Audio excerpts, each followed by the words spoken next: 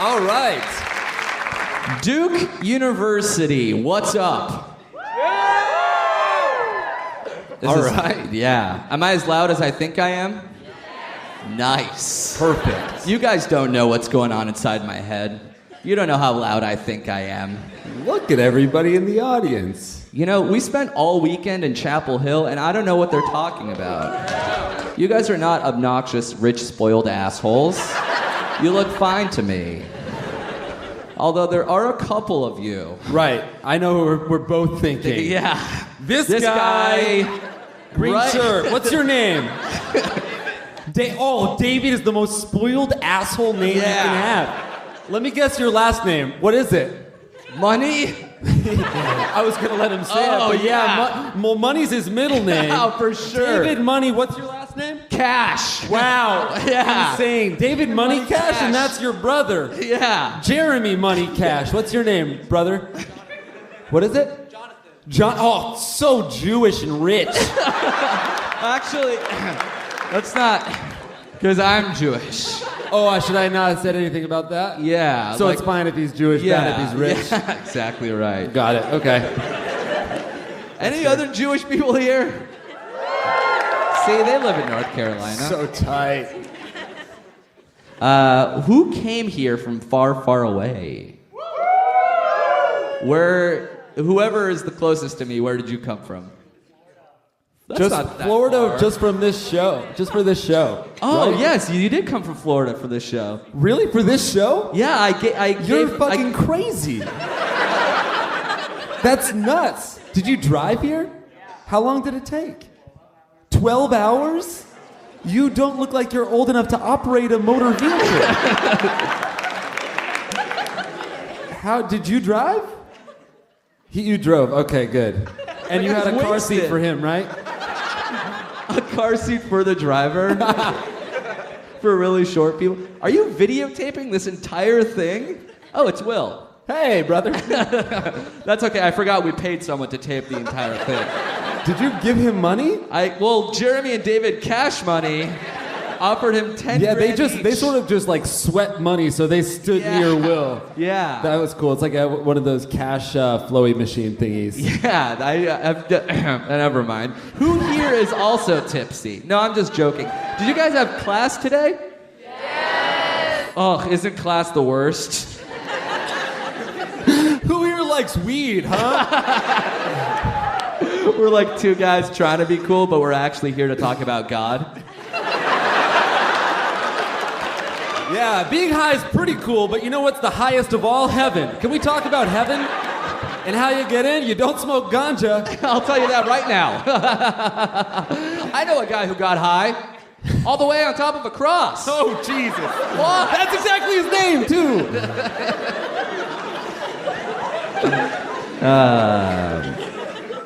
No, just kidding. You guys like getting high? You guys like getting hammered? I'll tell you who got high and who got hammered. How do you think he's stuck there? Nice. I'm half Christian. It's cool. But seriously, who here likes getting nailed? Smart school if you're already laughing. Who here does go to Duke? Awesome. Do you think you could get into Duke if you applied right now? Don't I have to be in high school? You don't have to be in high school to apply to college. Really? Yeah, you could just be like, this is my resume. I did some community college, which you did. I'd like to finish my education at Duke. And then you could say, I'm also a fairly successful comedy writer. Oh, so I could talk about that. You could use that. Okay. Well, I had a 0.6 when I failed out of college. Oh, and then you blew a 0.6. Am I right? And then a 6 blew me. Oh, yeah, dude. This is your essay. Talk about that. I'm gonna major in slam poetry. And minor in art history. Did you guys have to take interviews to get into this school? Is that kind of school where an alumni would interview you? Wow, that's legit, dude. Either way, you should say that during the interview. Wow, that's legit, man. Yeah. And you know who's going to be interviewing you is Shane Battier. Really? Yeah. Mr. Battier himself. Yeah. What an honor. Sir. So who here has heard of our podcast before? Thank God. Who here hasn't? Leave now. It's all inside jokes for the first people who wooed. So the show we do is an advice podcast. We answer people's questions. They'll email us to iwreyouShow@gmail.com. We'll comb through the thousands of submissions and reply to a few of them every episode. Sometimes it's just me and Jake alone in our room, and sometimes we do it with 700 smart people in the room too. Yeah. And that's today. 700 of you here. Can you believe it? That's a no. They're smart enough to count. They know it's 6. Just Cash and Money and his 2 friends. Which makes guys 4, I know. Yeah. Okay. We start every episode with an original theme song, and we are fortunate today to be able to do that live, thanks to Rachel, Jake's sister, and her friend Jenny. So Rachel and Jenny, will you come up on this stage and start our show with a theme song that you yourselves have written? Let's give Rachel and Jenny a round of applause.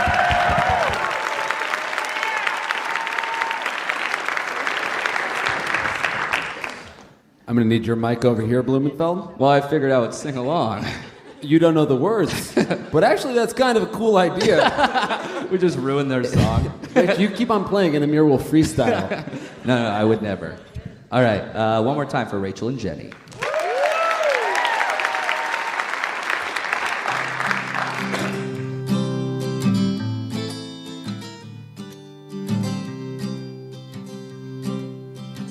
Jake and Amir, give us their advice. It's always real, but it's not always nice. If I were you, I'd still take it. And through your rough road, you'll make it. If I were you, if I were you, if I were you, the show. If I were you, if I were you, if I were you, the show starts now. Thank you, Rachel. Thank you, Jenny. Let's keep it going for them.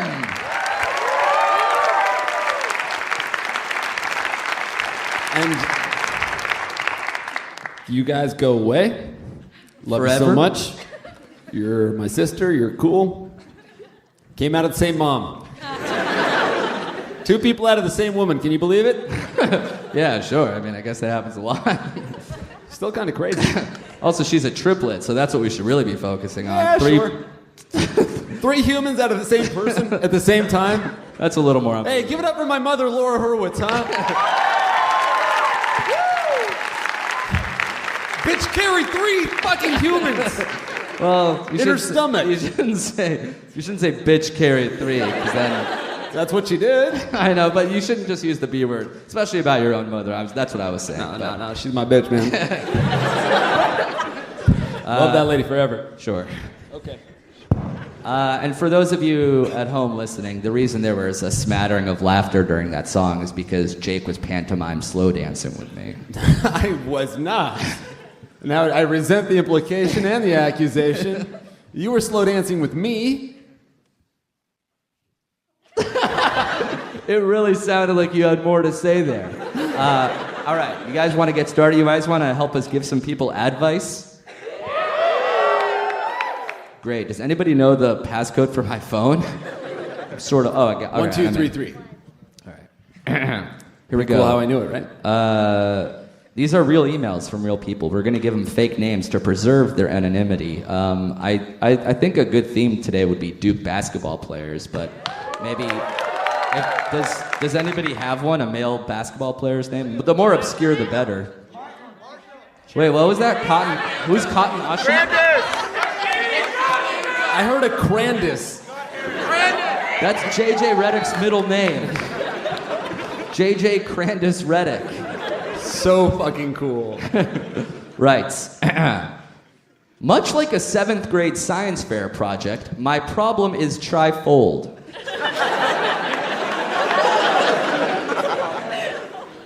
Reddick was all about the threes.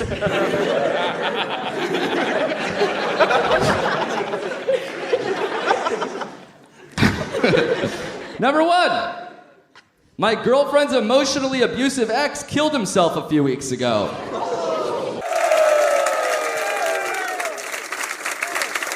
That was fun. Yeah, thank you guys. We shot Nature Box out of a cannon into everyone's mouth. It was amazing. They all choked on the peanut butter nom-noms. There are so many funny comedians at this festival. We thought, why not bring a friend of ours out? Yes.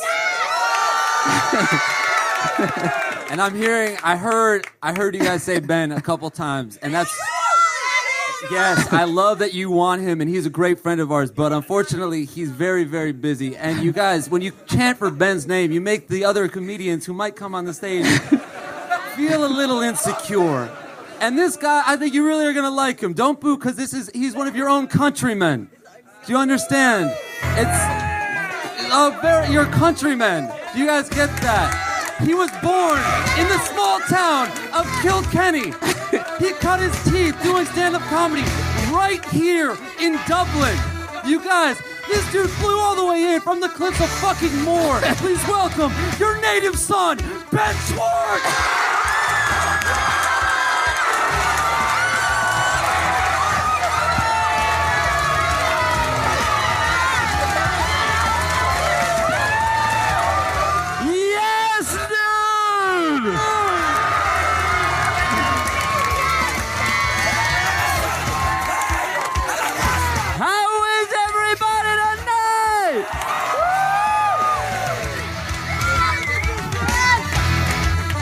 Really good cover, Jake.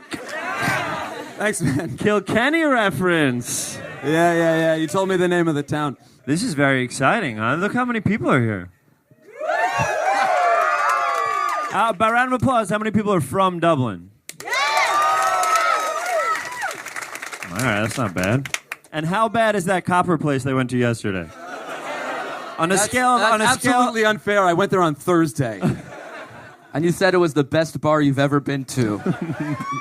Honestly, it was. Oh, I could do my mic stand work. Oh, really? Oh, yeah. What do you got? Yeah. Oh, it's just I changed the mic stand the whole show so it's like a little treat for us, but nobody else gets to do it. I love it. So like the podcast audience doesn't get to understand how much. Well, so what Ben's doing right now is fucking with the back home. Oh, yeah. He's sort of churning the mic stand a little bit. Okay, it's going up and down. And now he's sort of fumbling around with the clip. See, it kills, it crushes. Wait. Wait.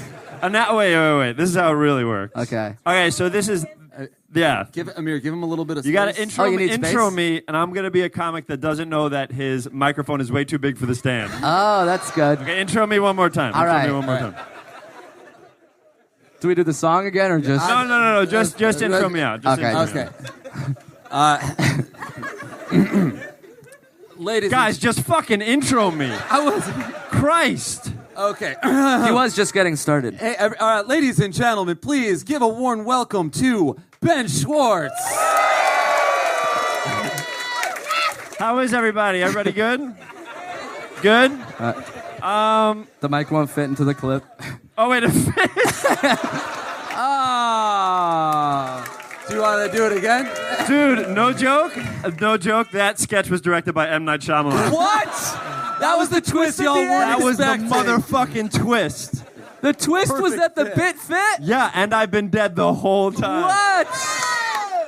I've been bred the whole time. I'm actually not offended he got a bigger applause than us. I really don't care. I did not. You guys got a great applause. No, it was fine. It was nice. You shouldn't, like, the fact that you even brought it up, everyone knows pretty that you're small thinking and about petty. it. Yeah. Like, Honestly, in your head. when you guys got the applause, I was like, oh, that's cute. Can't wait till I get out there. Really? That's cute. I saw you whisper over to the stage manager, 7 out of 10. Yeah. And then you saw said, him whisper, watch an but how did you 11. hear it? I went, Ear. the second before your announcement, I go, watch this. And then You tried to kiss her, but you backed off a little I bit. did try to kiss her. And she said, we don't do that here. I go, we don't do it in America either. I just went for it. A big fucking swing. Yeah. Big swing. A big Hurley swing. Yeah. Guys, listen, this is real. This isn't a bit. I lived in Kilkenny for 3 months when I was in a university, and I studied sport there. So I studied Gaelic football and hurling. This is a real thing. And all that stuff. So I love this country very, very much. And me and Amir think it's all right. Yeah, it's decent. And man, if I could tell you the shit that Jake and Amir were saying backstage, and I said, I'm going to defend It was this country mostly about to the Northern death. Ireland. Yeah. Really? Fuck Belfast. Fuck Scotland. I know it's not part of Northern Ireland, but it's a different country. This is Fuck insane. Iceland, Anyone because it's that's sort of different from alphabetically us, similar. you know what I'm saying? Yeah. Different sucks. Different sucks. Different sucks. No. Different sucks. Guys, we are Welcome to one. the stage, Donald Trump, ladies and gentlemen. Donald Trump. No. If different didn't suck, then why would you be you? What? You're the best because that's who you are. You're literally saying lines from Lonely and Horny. Thanks for watching, man. Who was the first person to buy Lonely and Horny? Ben Schwartz's No joke, uncle. I was the very first person. Number one purchase. All right, Ben, do you Who want was the first person to give it a bad Yelp review? Also you, brother. Yeah, baby. And who was the first person to submit it as a restaurant? You best start believing in ghost stories. You're in one. Guys, I say, we fuck you. Wow. It was the Pirates of the Caribbean reference? What do you hate, Pirates of the Caribbean? Sure, the second and third ones were a little not great, but the first one... Shit. Orlando Bloom's a hero, brother. Yes, indeed he is. Do you want to get Legolas to a himself. question? Yeah. You get that's not how shows work, right? The host is usually not also the bartender. Is I this do, somebody? I would like do you know a this tip, person? to be honest with I you. don't. We gave him a little drink earlier, and you know what they say? Give a mouse an inch, and he'll take a bard. I'm almost certain that's not how it goes. All right, so in this podcast, you guys ask questions. That's right. Yeah. Before you Well, ask we questions, actually- can I sure, ask yeah. you a question? Absolutely. Sure. What's your favorite part about Ireland so far since you've been here? Oh, you know what? So far, it's really been the people, specifically Lee, who had to pee. You're actually one of the worst people I've ever met. I'm You're a learning, you're monster, learning, too. you're learning. I hate myself and I hate you. It should feel... Puts you in a company of two, brother. Your Irish accent is so strong right now. Oh, really? Yeah, can the I- drunker I get, the better. Oh, the better it gets, my friend. Could you imagine going to someone here who has a very thick, let's say Cork accent, really thick accent, and then comes to America and pretends to do an American accent, and how much you would hate that? Oh, I would hate it a ton. Oh, man. Oh, Peter, I would hate her. And wager a potato. He's back, baby! Yes, dude. Back to the Pirates of the Caribbean shit that we Man, were doing. how good is Pirates of the Caribbean? Where has the rum gone? Where is the rum gone? All right, let's hit a question. Let's hit a Sure. question. Thank you guys for having me. Happy Your to be phone here. ringing? Do you want me to grab it? Don't be sorry. Throw your phone away. I don't want to hear right now, but who by hands up thinks they have the weirdest ringtone? All right. And who's always mostly on vibrate? Jake likes to say things to include everybody. I say the thing that makes no sense, and Jake is like, yeah, but like, who here breathes air and blows out carbon dioxide? A sad tree walks away. You take advantage of me. Groot goes, I am Groot, and leaves. It's a weird reference, guys. Let's hit a commercial break. MeUndies, the most comfortable underwear. They're made of modal. This person needs a name, and I know usually people... They usually shout names, Mickey, but we do have somebody on stage who's very good at coming up with names. Actually, if I can guide you in any way, this person has a very normal name. Yeah. Oh, a really normal name? Yeah. Super normal. You want to know that guy's name? Yeah. I mean, that guy probably has a very normal name. Well, let's just... Yeah. I guess let's Probably- hear the name. Is a guy I've never met before? This guy's name And just is... anything, quickly, though. Yeah, no, I'm very good at making up names. Yeah. I know you're good. Especially if it's normal. I have his name in my head right now. All right. It's a very normal name. You have it in your head, but you haven't said it. so- First name goes a little something like... Like it rhymes with this, or it actually is No, this? here comes. You should just be able to say the name if it's a normal Sure, name. okay. Yeah, so we'll this just be guy's quiet and you'll normal say name. it. This guy's name is Sturl. Sturlp. Sturl. Sturlp, yeah. Last name, a napkin. Oh! Sorry. Still got it, baby. They may take away your web series, but they'll never take away my skills to think of terrible names. Did you say his last name was A Napkin? A napkin. Yeah. All right. Like Stephen A. Smith. Yes, dude. American reference. Quite frankly, American dude. reference. Stay away from me. American reference. Friends, Fraser, cheers. I can't be drinking this out of the bottle. That's bad. No, you really should keep on doing it. I Oh, love it it's so, bad. so much, buddy. I'm already feeling warm. I know. That's a good feeling, man. I Do you feel guys cold most of the time. do you guys drink Jameson, or it's like because it's here? What do we think we about know the you Smithwick's drink Pale? Jameson. You actually steal Jameson. You are Jameson. This is Jameson. He Oh, is a that's bottle of a Jameson. man. By the way, You're putting more light on him, which encourages him to talk more. me? The audience is turning on you. I just wanted to say Friends Fraser Cheers was so fast. Yeah, where'd I they was come so impressed by that. And people glossed over it. Wait, what happened? I made 3 American references very quickly. In the same, it was, "Stay away from me." He said, "Friends Fraser's Cheers." Oh, wow. And it was really quick. Good on you, man. Thanks, dude. I had to borrow Jake's flannel, everybody. All right, let's get to the question. If you guys were at the show a couple days ago. I was wearing yeah. that shirt. I'm a high school senior guy with an outrageous bush in my butthole. Sorry, let me read the question. Let me read the question now. I should Oh, start read the question. Read yeah, the yeah. question. That was just Oh, wow. you? The question starts in the same way that I described myself. Oh, you have the same problem. I'm a high school senior guy with an outrageous bush in my butthole. Sometimes the hair pokes out when I'm standing normally. I hate doing this show. Because what are Wait you one doing? second. What are you talking It's about to get worse? We're helping people. We'll see. Anyway, I want to get rid of it, but I don't know which method to use. If I shave it, it'll be prickly as a bat and annoy the shite out of me. If I use that Nair shit, it might burn my balls and hurt my ass. True. What's funny? That's objectively. I don't care who you are. I was- Burning ass. We all have buttholes. I was thinking of layering it, but it sounds sketchy and expensive. What does layering mean? I don't know. I Giving think it it's the a Rachel. typo. Have you seen Friends? Rachel. My his hair has the Rachel. Hi, can I have the Rachel? Oh, not my head hair. Oh, no. Or down here. Not my Watch ball this. As you can see, I'm in quite the quandary. What should I do to get rid of my butthole hair? Thank you. Love. Sturlp. Sturlp a a napkin. napkin. Sturlp a napkin. Let's That's give it a up for great Sturlp a name. napkin.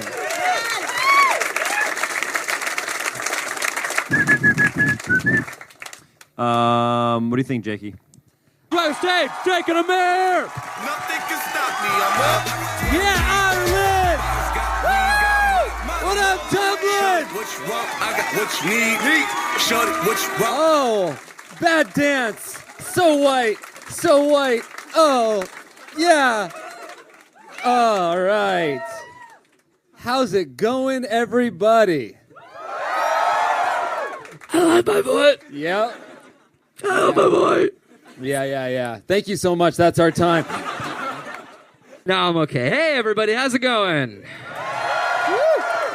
For those of you who doesn't know who we are? Who's here? And they're like, why are we here? Why are we in a tent? Everybody knows? Okay, great. Thank God. A lot of inside jokes here. Okay, so we're good to start. God, you know what people say to me a lot? And let me know if you agree. That you're a limp-dick loser, a timid little Jew coward boy, a weak, a frail-wristed miser. I was gonna be like they compliment my glasses. Oh, no, they are really. That's one of my favorite things about you. All the other Have stuff you heard is also the limp dick juke cock thing before? Is why, that what? Yeah. Well, I started it, but I feel like everybody was kind of on board. They say when we come on stage or when I talk to them in a foreign country, they say, you sound a lot more American in real life. Do you guys get that vibe right now? Do we sound American? Which is so odd because we're British on the podcast. for it to come out. How many Peters in the crowd right now? Raise your hand, please. Raise your hand, a Peter or Thomas. Anybody? Just one really Peter. Peter? Peter. Peter? Peter. Who thinks that we're nailing an Irish accent? Who thinks? One Peter, one oh, Peter. yes, you are. 2 Peters. I taught your father, Peter. And your mater, Peter. Sorry, who She is went this? Peter, Peter. Peter, Pater. So this is Peter's teacher. Peter's tater. Peter's father was a tater. Peter's Peter's father was a potato. grandfather. Peter's grandfather was a faded potato. faded potato. Yeah, from Decatur. He was from Decatur, Georgia. Decatur, yeah. They moved to... They later moved to from Decatur to North Decatur. On a potato. They drove a potato. on a potato. It's amazing. Peter, what a story you have. You should be up here. God. Wow. From start to finish. I love that story. Yeah. Jake and I have been walking around Dublin just reading signs in our Irish accents.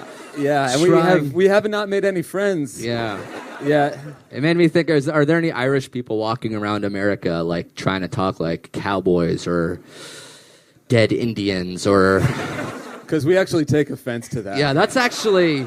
It's like, we can make fun of our moms, but you can't. Mm-hmm. So, like, we can make fun of you. And actually, you shouldn't make fun of my mom. You made fun of my mother?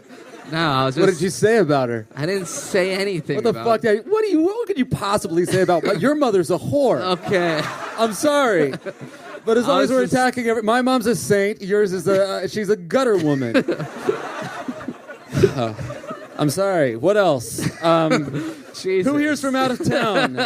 Us, I guess. Your mother is a serpent-tongued slut. She's a snake that whores herself out. A filleting snake. Oh, not everybody Can you hears... imagine getting a blowjob from a snake? You could really get it deep-throated. Yeah, of course. Even a little garter. Oh, yeah, you could... Because it can unhinge its jaw. And swallow you That's whole. the uncensored version of the Bible, actually. Yeah. Adam skull fucked the serpent. And God was like, was this Eve's idea?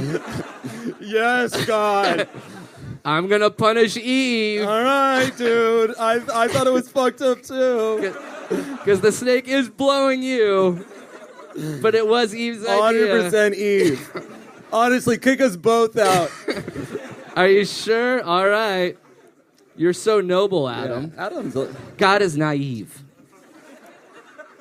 And that's what this show's about. Because, no, lock the door. Lord's naivete. Smoke.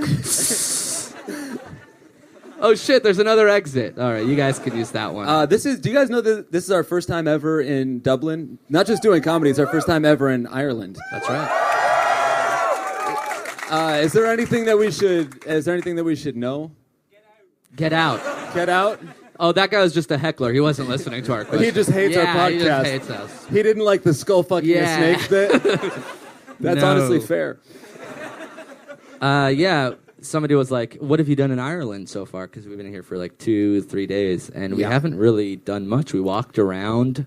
Our goal was to sort of blend in like we were locals. Yeah. So we've been just depressed in our apartment for the last 2 days. Yeah, I've grown pale, and I have a pretty bad diet. Yeah. I've been eating mainly carrots and potatoes, a pint of Killian's Irish Red, and most of all... You guys even have Killian's Irish Red? Do you have Killian's We here? stole your voice and sold the beer. Killian's Irish Red is a very popular Irish beer in America. Do you guys know Killian? He's doing very well in the States. Killian's making a Killian overseas. Y'all should join him. You're the only Irish person that ever said y'all. Oh, no, I'm from Texas. What? Yes. Oh, yes, Peter. I hate Mexicans down there. Yes, Peter. Can't get enough. Of hating Mexicans. This is Trump country. Yeah, you guys like Donald Trump here? Woo! Good. A tent full of Cruz supporters. Finally. I can get behind y'all. So hard to find a Kasich fan in Dublin, but here we are. So should we tell everybody about the podcast? Yeah, or- hold on one second. What's the matter? Oh, you want to have a little mustering up the courage? Yeah, because Here we go. it's stronger here. I don't know if you guys know, but whiskey's an American creation.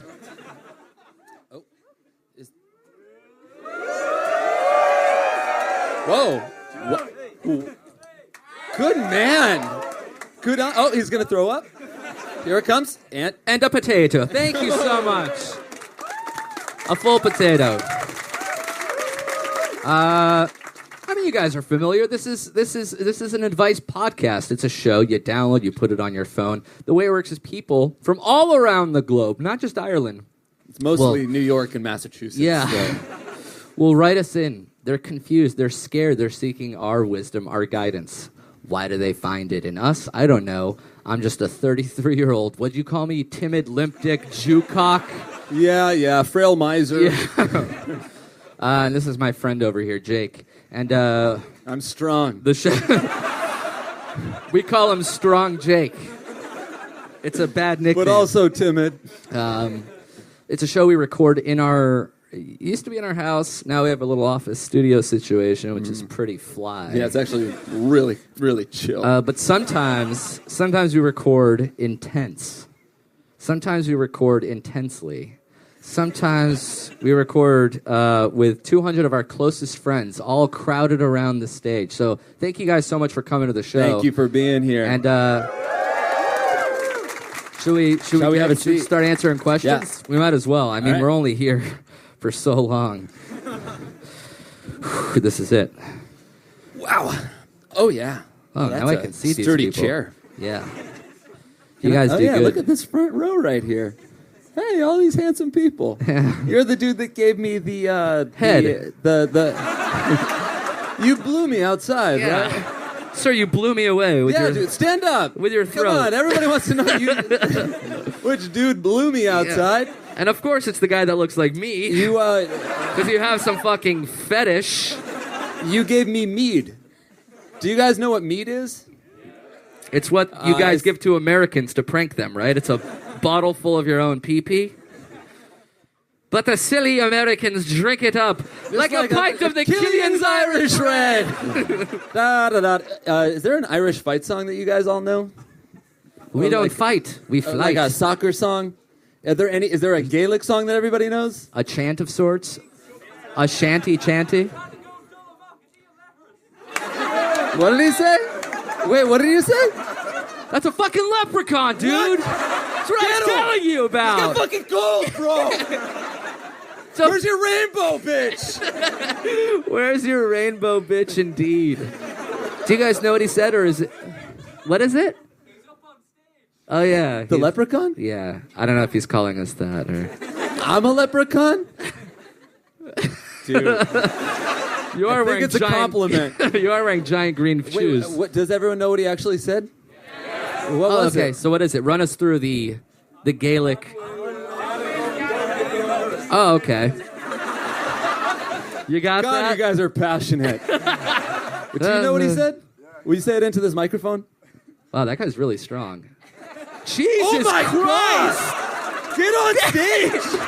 Holy shit! Christ! Oh, dude is buff! Oh, Oh, dude, you're puffed out, man. I love it. Is it the... Yeah, it's all the milk. Milk? You're on milk diet? Dave, oh my God, I can see through him. He is translucent. All right, so will you say what that dude said? Onward Caragum Dolgady on Leheris. And onward, catacomb, doggedy, on Letterus. And what does it mean? Can I go to the bathroom, please? Really? At least it's polite. All right, that's cool. Get out of here, you strong motherfucker. Good Lord. Jesus Oh, Christ. you broke through the... Fucking superhero pose.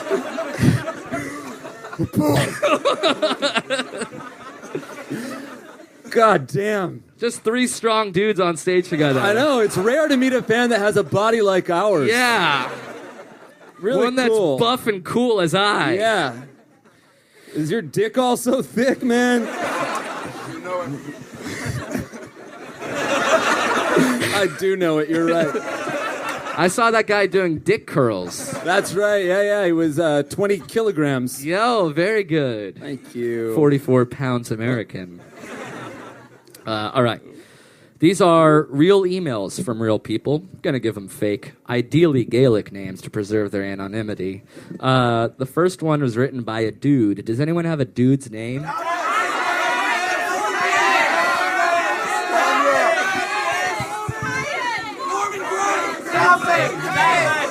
What do you hear? I heard Crandus. Watch. My penis is going to be talking later. Okay. I'm just going to find a little balance right here. Okay. Yeah, do your thing. Read the email. All right.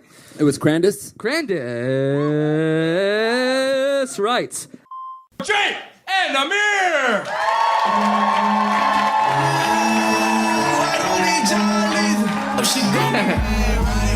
How are you guys doing? Very exciting. This is a really intimate show. This is like that unplugged shit they tell you about. Yeah, this is super intimate. Yeah, unplugged but with microphones that That's are plugged. true, yeah. Who here has been to one of our live shows before? Cool. Who here is first time? Oh. Hey, that's about half of you guys. Yeah. Time to peace, actually. Really? Yeah, this is for everybody that's already been here. They're sort of like hardcore fans. That's a bad rule. Yeah, that's true. I usually walk half the shows this way. Yeah. It eliminates any signs of growth. Mm-hmm. Yeah. So you know that. Yeah. And you still want it to happen. Me and my half of the fans here, we really want those folks out. What if, for those of you listening at home, this is their first show, they're checking out the podcast, they hear good things, they're interested, should they keep listening according to you? Fuck off, dude. Okay. We all about that hashtag Brexit. Close the borders. What? I'm serious. We are a sovereign nation. If I were you, we want those other fuckers out of here.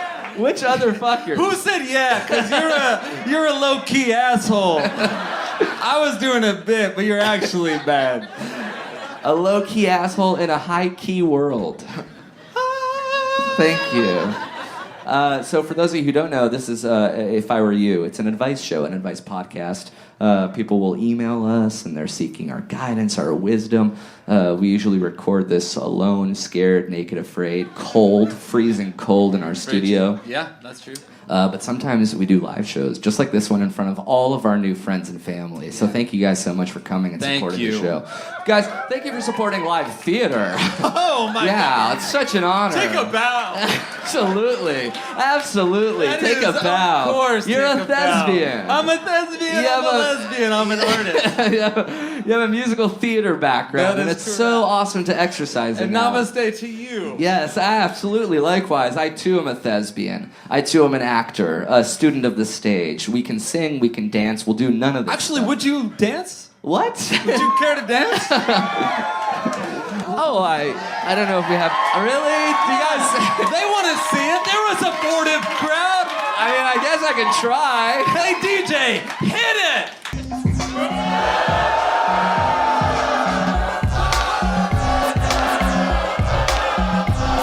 Oh, hey. Hateful vitriol.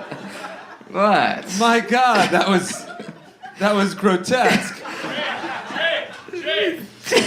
Jake.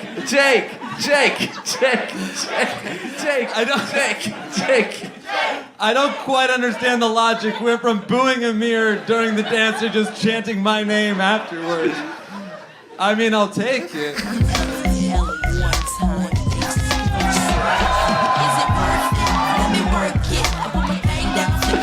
She couldn't help but cheer, though. Yeah. You guys were correct. I didn't know if booing or cheering would be funny, and we got a little bit of both. I also don't know what would be good. I guess cheering, because they booed me. We don't have to write this right now. Let's start the question and answer part of the show. Are you guys okay if we answer a little bit questions in front of you? Yeah. Okay. This is a little unwieldy. One second. One time. Oh, yeah. Are you gonna? Have you guys heard my Tim Allen impression? Oh?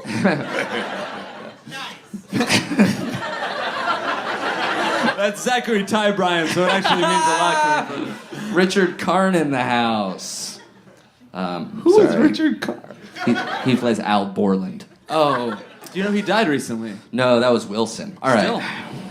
So these are real emails from real people that we received over the last, let's say, 41 months. But we need fake names to preserve their anonymity. What's the one you heard? I actually heard John Wolfe, and this is the first audience that didn't yell Crandus super, super loud in my face. I guess it already came up. Crandus, you feeling a little lazy? You feel like a little complacent, you got the front row? I feel you. Okay. John Wolfe. Himself.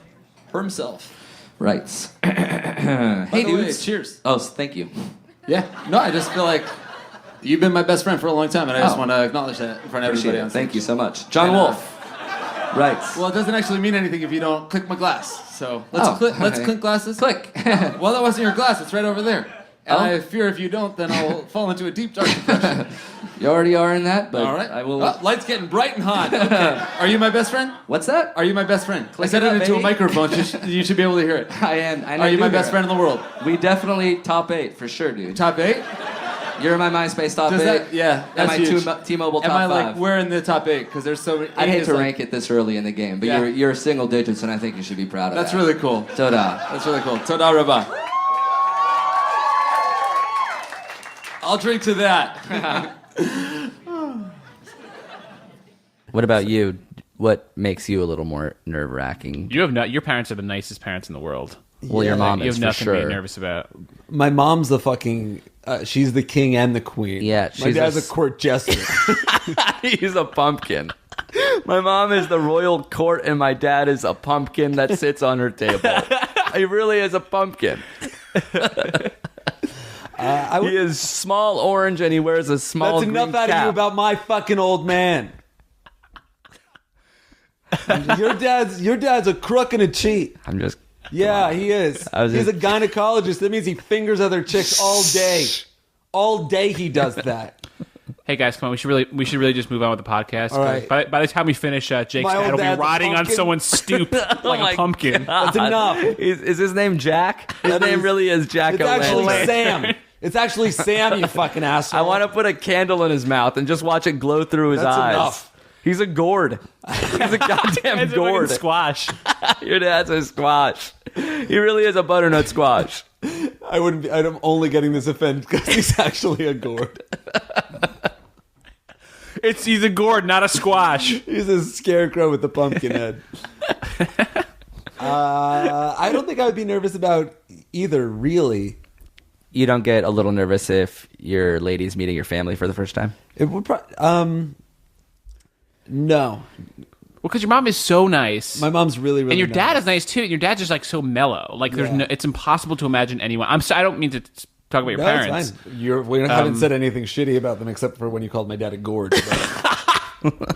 That's what I mean. Like who doesn't love a gourd? He's so mellow. He just sits there in the garden. He's growing slowly. He's an orange He pumpkin. he just sits there eating up nutrients from the soil until he's robust and yellow.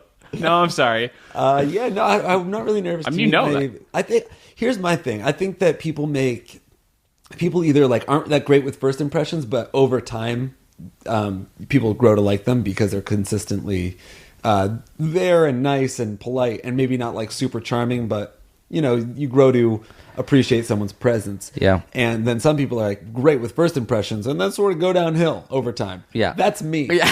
So I start high and end low. yeah, I'd buy high I and will sell lose low. everyone's trust and respect eventually. Yeah. So But right off the bat, that's your best I'm you. more nervous when I'm meeting a girlfriend's parents. I would be more nervous for the inevitable breakdown of the relationship and when they start talking shit about me. But like up top, no nerves at all. What about Can you you? tilt the back of your microphone up so that the top of it faces down into you? Like this. Oh yeah, that's perfect. What are you Yeah, nervous about? Oh, I would say 10 to 15 times more when they meet my parents. Right, because you're likable and your parents are. Your mother is very, very intense. She's like a Israeli interrogator. Yeah, she's like a commando. Shin bet. Yeah, they were both in the army. It's also intimidating to meet your parents. I guess this is maybe the one thing that would throw me off. Meeting your parents, it's like their English isn't their first language. Right. So you have They like speak with an accent. Yeah. So when I first met them, it was hard to understand. I mean, it's a little hard to understand your father. Yeah, who speaks basically in tongues. He chanted at me. My dad only speaks Latin and Ladino, 2 dead languages. He also writes all of his prescriptions in Sanskrit. He's a mummy. My daddy is a mummy, and my mummy is my daddy. Have your parents ever just like straight up not liked a girl that you brought home? They've been like non-thrilled, I bet. And were they rude to her? No. They were very friendly. So you've never actually, as nervous as you would get, you've never actually had a bad experience. Yeah, never had a bad experience. But like even when I eat at restaurants with my parents, it's often like I have to laugh at extra loud at jokes that sometimes they say because the waiter doesn't understand that if it's a joke or not, and I have to be like, ha ha ha, he's just joking. Like, what's an example of a joke like that? Like the food's not like you coming. Arab bastard. Yeah, like if the food is late and my dad is like, oh, they're going to kill the chicken, and the waiter's like, what? And then I'm like, oh, he just said, are they going to kill the chicken? Like the food's not here. It's funny. Don't spit in my food. Yeah, you don't get to spit in my food. Is what I'll say to the waiter. Right. I'm being polite. Do Yeah. you think when your dad makes a joke like that? Yeah. Is he secretly very, very upset and he's kind of being passive aggressive, or is he just really being truly playful and making a joke? I think his patience for service runs thin sometimes, so he's very antsy. He's often like ready to go and move. There's an antsiness to him, and then he much like me manifests all anger as comedy. Or like if you're on an airplane and like it's too bumpy or something, he'll like call the stewardess over and be like, "Hey, like, are you killing the chicken or what?" Yeah, regardless of always, what. are you killing the chicken? Yeah, it's his entire life is asking people if they've killed chickens before. Excuse me, sir, and you have to be like, "Ha ha." He's just saying like, yeah. I don't know. Just to translate yet again from English to another metaphor, he's asking if the pilot can find smoother air. He actually is afraid of flying, so that's funny that you mentioned that.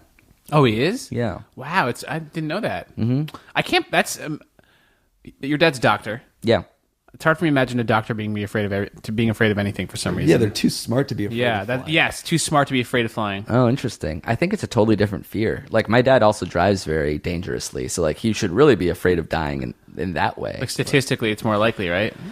That's actually a false stat.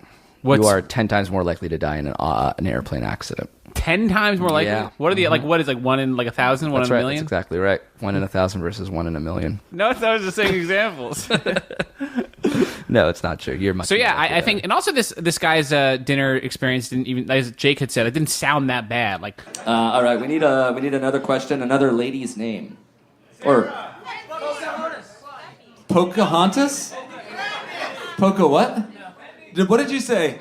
He's getting shy. He said Poca something. Pocahontas? Poker anus. Oh, grow up. Yeah. Poker anus, right? Poker anus. It's actually pretty funny. I just got the butthole reference now, but tread lightly. Give me your phone. We're calling your father. We are. He doesn't speak English? Good. A proud immigrant raising a son to work hard in America. You're sitting in the front row at a fucking dumbass comedy show. Hey! Poker anus.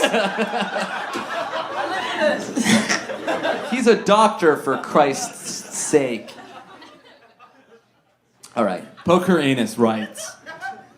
My husband and I recently moved in with his parents a few months ago to save some cash. My husband's parents are so nice. Wow. Since we moved in, she finds it very weird and has made efforts to... has recently been there. How do I get her to stop? Kiss my mom. I should be so late to this. You French your mother. Thank you so much. Love the show. Cheers. Love. Poke her anus. Let's give it up for poke her anus. You can relate to this. You French your mother. You better backpedal that statement right now, motherfucker.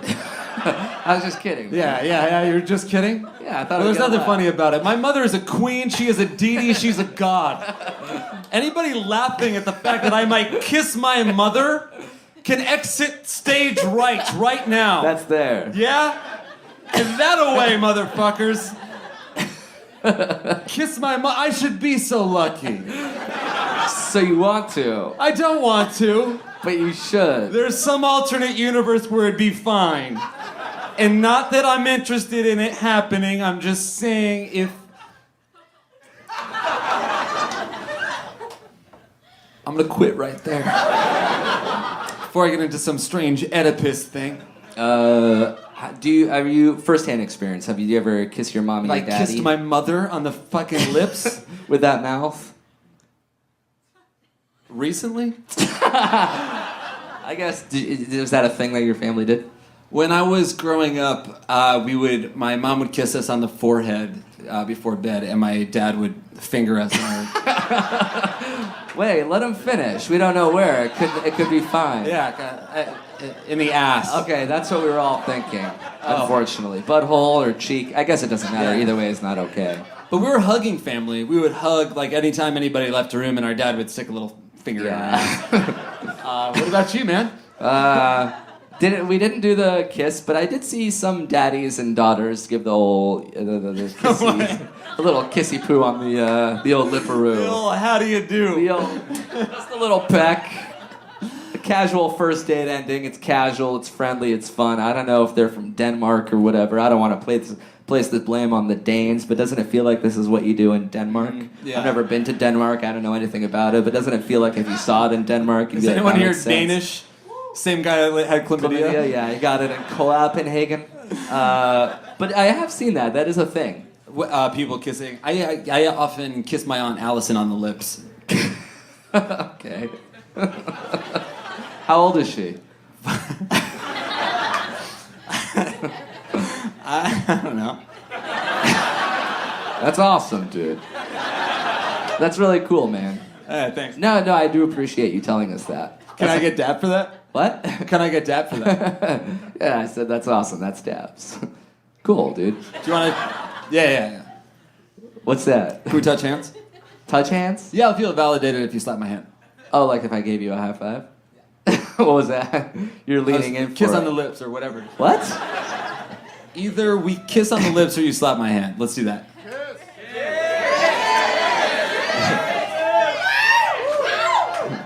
It's been too long since we kissed each other on the lips. I'll give you the slap, man. I don't want it anymore.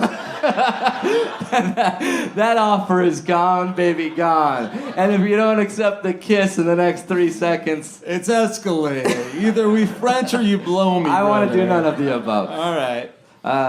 Has this... you've seen it. You've experienced this in the past. Well, actually, recently... do you guys mind if we tell you guys a personal anecdote?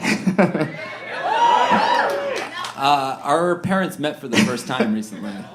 My beautiful mother and my troll father came to Los Angeles. I honestly thought for the first appetizers and main course that your dad was the candle on the table. Yeah. I really thought he was the candle. Yeah. Your mom almost ate him thinking he was a sweet potato. Yeah, I really thought he was Jake's dad does honestly look like a yam on a plate. He's a yam. He looks like a yam on a plate. He's a yam of a man. Yeah. He really is. No, my father is a little Hebrew Jew coward. A small, minuscule man that you look through a microscope and you say, is that a fucking guy or what? What a bad scientist. Learn the words. We gave you a microscope. Yeah. You have the equipment. Yeah. Just like figure out what the things are called. Totally. Are you really a scientist? Because this is your Yeah. first day here. And you are wearing a Starbucks apron. You're sure you're a So scientist? you want it? Yeah. This is a guy, and you want a grande, unsweetened latte. Iced coffee, yeah. Anyway, we met up with Amir's two parents. How would you describe your parents? My dad is a jovial Israeli doctor. My Favorable mom is description. a very stylish guy. My mother is a classic Jewish mom, very caring, overbearing, big personality, contagious. Contagious? Yeah. She always has a chest cold. Yeah. And then, when our parents said goodbye... Everyone's hugging. I hugged Amir's mother. I hugged Amir's father. I hugged my own father. My mother kissed Amir's father on the lips. Not her. That's my fucking mother. It was an interesting moment indeed, because I think your mom thought my dad had foreign customs because he has an accent. And your dad thought my mom was a whore. Is that what you're trying to say? But it happened, and we both stared at each other like, holy shit. Are we brothers now for that? Did it happen? It really did. But this was like, I don't know, okay. Yeah, and they then didn't this know. is- They were yeah. trying to like deke each other out. It's like, have you ever tried to walk by someone and they start going one way, you go the other, and then you French on the sidewalk? Yeah. The crazy thing is that both of our other parents missed it. Yeah. Only we saw it. It was like an eclipse. Yeah. I was wearing sunglasses so that the vision didn't burn my retina. It's a total eclipse. Anyway, sorry, we got off track a little bit. What's happening? This guy's mom is kissing him before bed. Yeah, on the lips. I think I would be like this guy and be like, I don't want to upset my mother. Yeah. The kiss is bad, but it's not as bad as sitting my mommy down and telling her not to kiss me. And also, let's look at the converse right there, because they are living in the mom's house.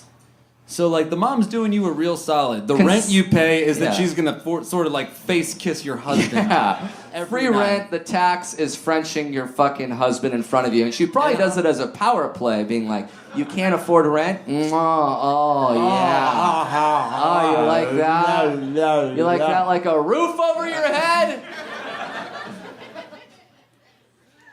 Is what I would do. Yeah. No, I think that we answered that.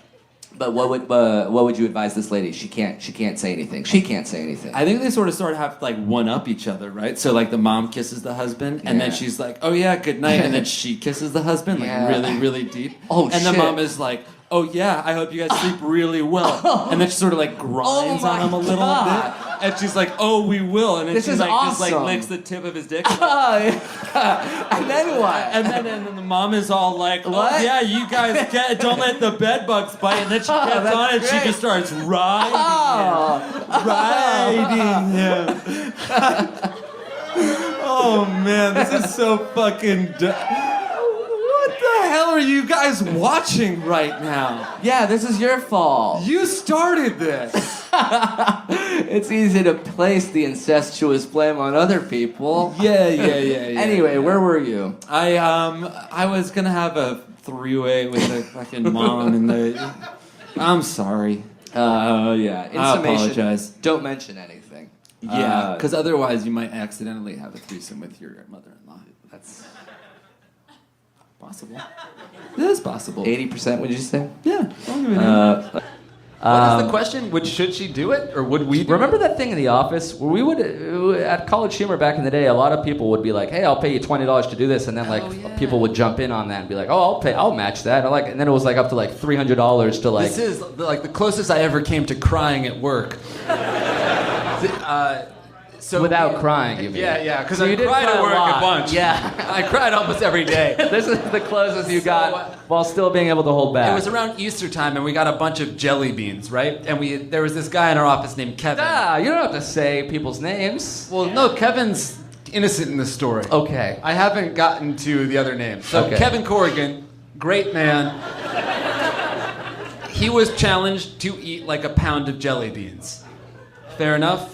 Sure. He did it. It was great. It was hilarious. He got sick and everything was fun and fine, and he got paid his money. He had to go home because he had some sort of short form diabetes. It was hilarious. His blood sugar went up so high. We used to pay him to eat a lot of things, and that was not the only time Kevin got sick and went home from work. But then we upped the ante. So Streeter, you guys know Streeter maybe. So there was a bet for Streeter to eat a pound of just popcorn, buttered popcorn flavored jelly beans. You guys are disgusted, and I'm halfway through the story. So, as Streeter is trying to make his way through these jelly beans, he is spitting into a cup just because he can't fucking take. There's too much disgusting. saliva, There's basically. like buttered popcorn flavor saliva. He's just sick. Like borderline throwing up into a cup for an hour. It got to the point where like it was as high as my whiskey right now. And then somebody dared an intern to drink it. But then I was like, I'll give you $30 to do that. And then somebody's like, yeah, I'll match that. And then by the so time this it dude was was like, done, yeah, we'll do it for like $200, and he had no idea how quickly we could raise $200. Yeah, we can have like a actual Red Cross charity fundraiser and get like $31. We could have cured something. Yeah, but to drink the cup of spit, we had $200 in a heartbeat. So fast. So then like the whole entire office is surrounded this kid. He's holding the cup of spit, and he was like, wait. We started counting down from 20. And he's like, hold on. rocket And then we got to launch. 3, 2, 1, and he was like, fuck it. And he chugged the whole thing. So there are worse things you could do for money is the moral of the story. That's true. Would you, if you were her, if I were you, I feel like I think I'd break up with the maniacal boyfriend who wants her to eat his foot. I mean, the fucked up, you think about it on the surface and it's like, okay, I'll eat a little piece of dead skin and you'll pay for half my rent. Everybody wins. But then you're like, That's wait the a ultimate way of minute. sticking it to him, actually. Yeah. But then Just nonchalantly doing it. if you think about it, he has the money and he won't give it to her. Mad about good things that were happening to me, I would break up with them. Thank you. That was the most genuine I've ever been. I was like a kindergartner finding that thought. It was so basic. If I felt bad and sad, I would leave. You, who causes it? Oh, I just broke everything down. That's how all relationships are. So, but she's not even feeling bad or sad. He's projecting that onto her. He fears that she will. That's another way to look at it. I'll tell you what, bud. Cheers, you had a good point. I just fear that you're not drinking it, is all. I have to read. Yeah. I also drove you here in a motorcycle. That's right. No sidecar. No helmets either. Yeah, you were in front facing me. Yeah. No helmets. It was so intimate. It was borderline gay. Only borderline because you were inside me. Yeah. Until we got here. I was reverse looking at waves.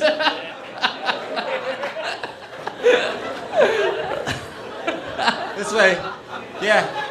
Left onto Melrose. Yeah. Oh, you're so deep. All right. You've heard of reverse cowgirl, right? This is reverse looking at ways.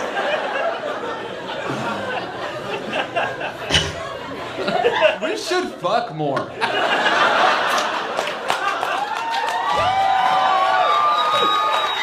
You think if we're not going to, but if we actually started having sex on this stage, would you guys applaud or would you be so freaked out? See, I don't believe think that. so either. Yeah, I I think think you'd you'd be like, holy shit, They'd be what's appalled. happening? Yeah. They'd be appalled. They wouldn't applaud for sure. You should be appalled of my balls. You really should. Yeah, that's actually a pretty tight rhyme. Be appalled of my balls? Yeah. Yeah. Okay. Yeah. All right, go. Yeah. Be appalled of my balls and shocked at my shaft. You gotta be surprised or it's not gonna last.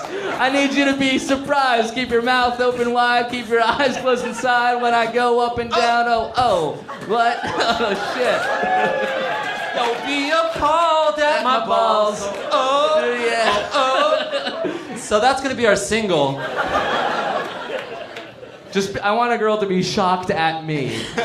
That's the best thing you can be. Be appalled at my balls. They're so smalls. All my balls. I have a lot of balls. I have like 7 balls and they're all very small. It's like not a the amount satchel. that's freaky though. It's the size. Yeah, well, it's the can size imagine. and it's the quality and the quantity of my balls. It looks like a bunch of little rabbit turd pellets just attached to his taint. Cheers, buddy. So here's the advice for this guy. You tell her as if she should be excited for you. Right. Like, great news. Oh, I don't have diarrhea anymore? Bitch, I don't know what the fuck you have going on here. Just joking about that. I don't give a fuck about you or anything that you poo. Thank you. Deep pull. You tell her the great news, and then if she's actually excited for you, that's great. She another lady. Chara is pretty good. No, Bijan's still after. You already got called on, Bijan. I love it. You're determined. Somebody said Chara? Shara? Shara? You're right, let's do it. He's convincing. Shara, let's do it, right. I've had this friend since middle school. We're both now in college, and I've always kind of sensed that he might like me, but never said anything because I didn't want to be wrong and ruin the friendship. Anyways, the other night he showed up at my house around midnight, totally smashed, so I brought him inside, and he just started crying and told me, if you'd just sit on my face, I could eat my way to your heart.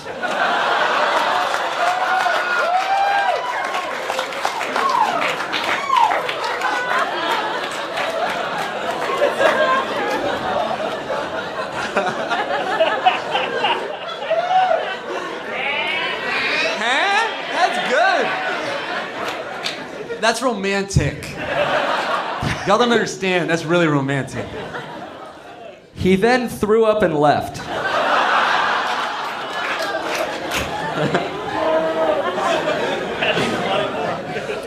Now I don't know what to do. I think he was confessing to liking me, but then again, he was drunk. And after that, I don't really want to go out with him. Maybe if he asked me out like a normal person, I would have considered it. But now, I still have to see him a lot because our parents are best friends and we have classes together. Please help me so I can keep doing me. Thank you for any help you can offer. Toda, Sharla. Shara. Nice. Thank you, Shara. So, what do you think of the line? It's a good line. If you would just sit on my face, I would eat my way to your heart. I'm surprised she didn't do it. That's a gosh darn Valentine. And if he said that drunk, imagine what he means sober. It's true. It's, and then to throw up afterwards. He really meant it. Yeah. He left it all out there. Even his dinner. Mm-hmm. What if she told her parents? Just tells her dad, and then their parents are best friends. He has to tell the son's father. Yeah. Hey, so your kid actually said to my daughter. Oh, sure. Yeah. No, I let heard. me tell you. Okay. He said if I know it's the face thing. She sat there. Yeah, I came up with that. You did. Yeah. I fed that line to him. That's how I married old Darlene over here. Yeah. Charlotte, get out here. Yep, come here. Sit on Daddy's face. See how far I'll eat his way.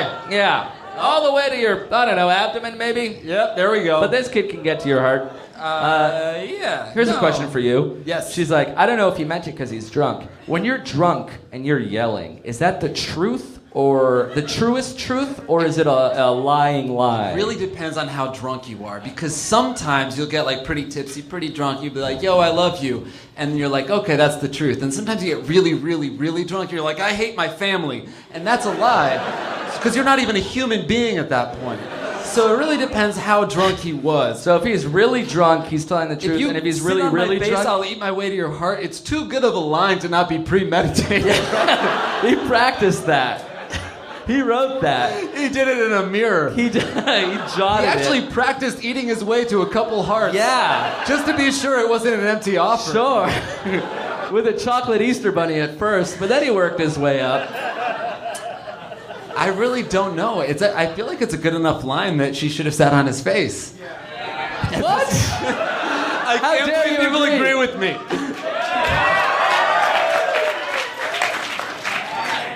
I do think it's true love if you want the person to sit on your face. I've never just wanted a stranger to sit on my face. Only people I really care about. To sit on, what is that? What is sitting on your face? Is it the vagina or is it the butthole? Everything. It's one and the other. Every hole. So much wetness. Moisture, stench. Yeah, it's a mucus membrane. Don't say ugh, because you know you'd like it if you loved the person. You love the person. You love their stench. You love their sweat, their saliva, the juice dripping out of their pussy. You do. Everybody's getting uncomfortable, but it's goddamn true.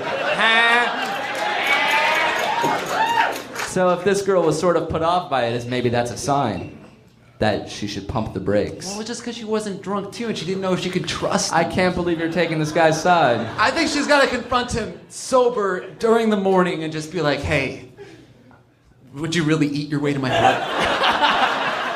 Would you start with my fart and make it to my heart? Yeah, that's beautiful. Start with my fart, make it to my heart. Yeah. I think she should give him a shot. I really do. Yeah. Thank you. What do you think? This is if I were you, so what if you were her?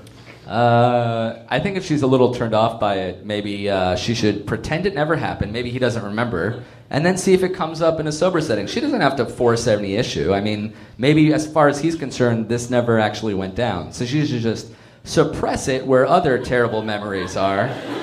And then when she dies, they'll come out. And the bad ones will go to heaven, and the good ones will go to hell. Yeah, I mean, you know how it works. No, I'm learning so much about you. You think you bottle up your good and bad memories, and when That's you right. die, the good memories go to heaven, the bad ones go to hell. I disagree, but I think it's beautiful that you have a faith in your own thing. Thank you. I would not bring it up. I would be too mortified to say anything ever. And again. I would bring it up. He said it, so like you're allowed to call him out on it. Yeah. I guess those are our two differing pieces of advice. Very and nice. sometimes, what do you guys think? Is it a romantic gesture? You're a lady. If a guy drunkenly came over to your house and said that to you, would you be flattered as if he showed up with daisies wilting in the rain?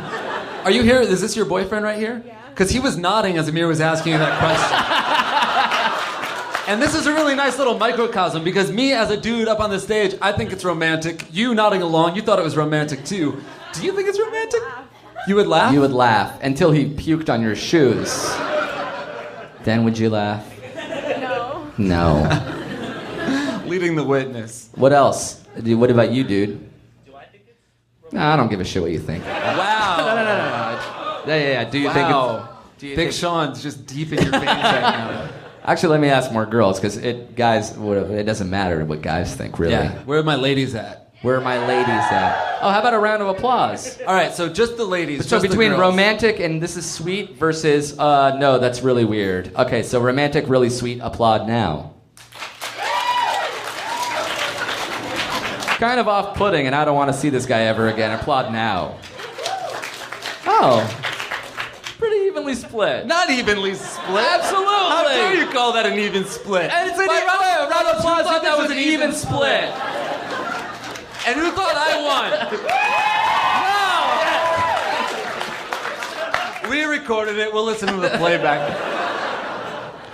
Shout out to Phil Fox who's helping us record. Round of applause to Phil Fox. Ladies and gentlemen. Making sure that all of this gets captured for other people to listen to. You greedy monsters. Other people can hear it. Do you want to read a question or should I just keep going? Sure. I mean, I'll read one. Yeah. Yeah, he really should. He's not drinking enough. You don't understand. My tolerance is a lot lower than Jake's. So I'm actually... Yeah, so like what you see right now is me being drunk. My tolerance is lower. What does that imply? That I drink too much? Of course. You're heavier and you drink too much. What do you mean heavier? You weigh more than me. I'm stronger than you. You're fatter than me. No. You're a fatter, drunker version of me. I've got more muscle. You have more fat and you have more whiskey in you. Okay. Always than me currently. I'm driving you to drink more. Hey. Relax, Mom. Just take a pull from the bottle. I really would like to see. Oh, that's a cool move. Everyone take a picture. Can you guys please just take a photo, hashtag it on Instagram, clam dipped. Clam strip? Hashtag howdy, hashtag clam dipped.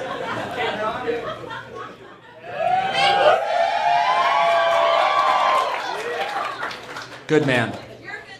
My peers have pressured me. By the way, this is the coolest bottle ever. Have you ever seen the back of it? Oh, whoa. It's engraved with Jake and Amir suck. Who made that? The people at Tumblr. Oh, shit. Yeah. I didn't notice that. Pretty cool. Jake and Amir suck. Give it up for us not being good. They printed 2,500 cases of these, the Jake and Amir suck variety. Cheers. All right, here we go. No, but I know you do, brother. Yeah, mine's kind of ambiguous. I'll tell you the story or an anecdote or two, and then we can sort of back into the advice, more general advice. Okay. So I flew up for 2 days to visit my new niece. I flew up on Tuesday, back on Wednesday. Real quick trip. And I was looking for flights kind of last minute. And I usually just fly Southwest, but the prices were kind of high. So I did like a more general Google flight search. And I found really cheap flights on United. It was like $110 each way, which is pretty hard to find last minute. Right. To Stanford. Yeah. And then when I went to book the flight, it was like, yes, they're $110, but that's like basic economy. So you can't bring a bag, you can't choose your seat, you can't board until everybody else is boarded. They like it's kind of like a bait and switch. You're not allowed to even fly. Yeah. The flight attendant is going to slap you in the face. Yeah. And it keeps going like, are you sure? You have to understand, you can't bring any bags. You can't bring a bag. You really cannot even bring a bag. Do you still want to fly? Not even a personal item? Yeah. No, you could bring a personal item. That's correct. One personal item. Easy. Can't choose a seat till you get there, can't board until the last group, et cetera, and it keeps being like, if you want any of this stuff, literally anything, like a normal flying experience, it's actually $175 away. So it's like, they bring you in with a super cheap fare, and then they're like, by the way, you can't do anything unless you get the normal fare. Right, and then you're like, oh, it's $175 versus $110, I'll choose my seat, but then you realize like that's both ways. That's another... Right. It's a lot of money. All right, okay. It's like the normal fare that Southwest could have provided, but United gets you in with their ultra low fare by stripping any convenience. They are the worst. All right, go on.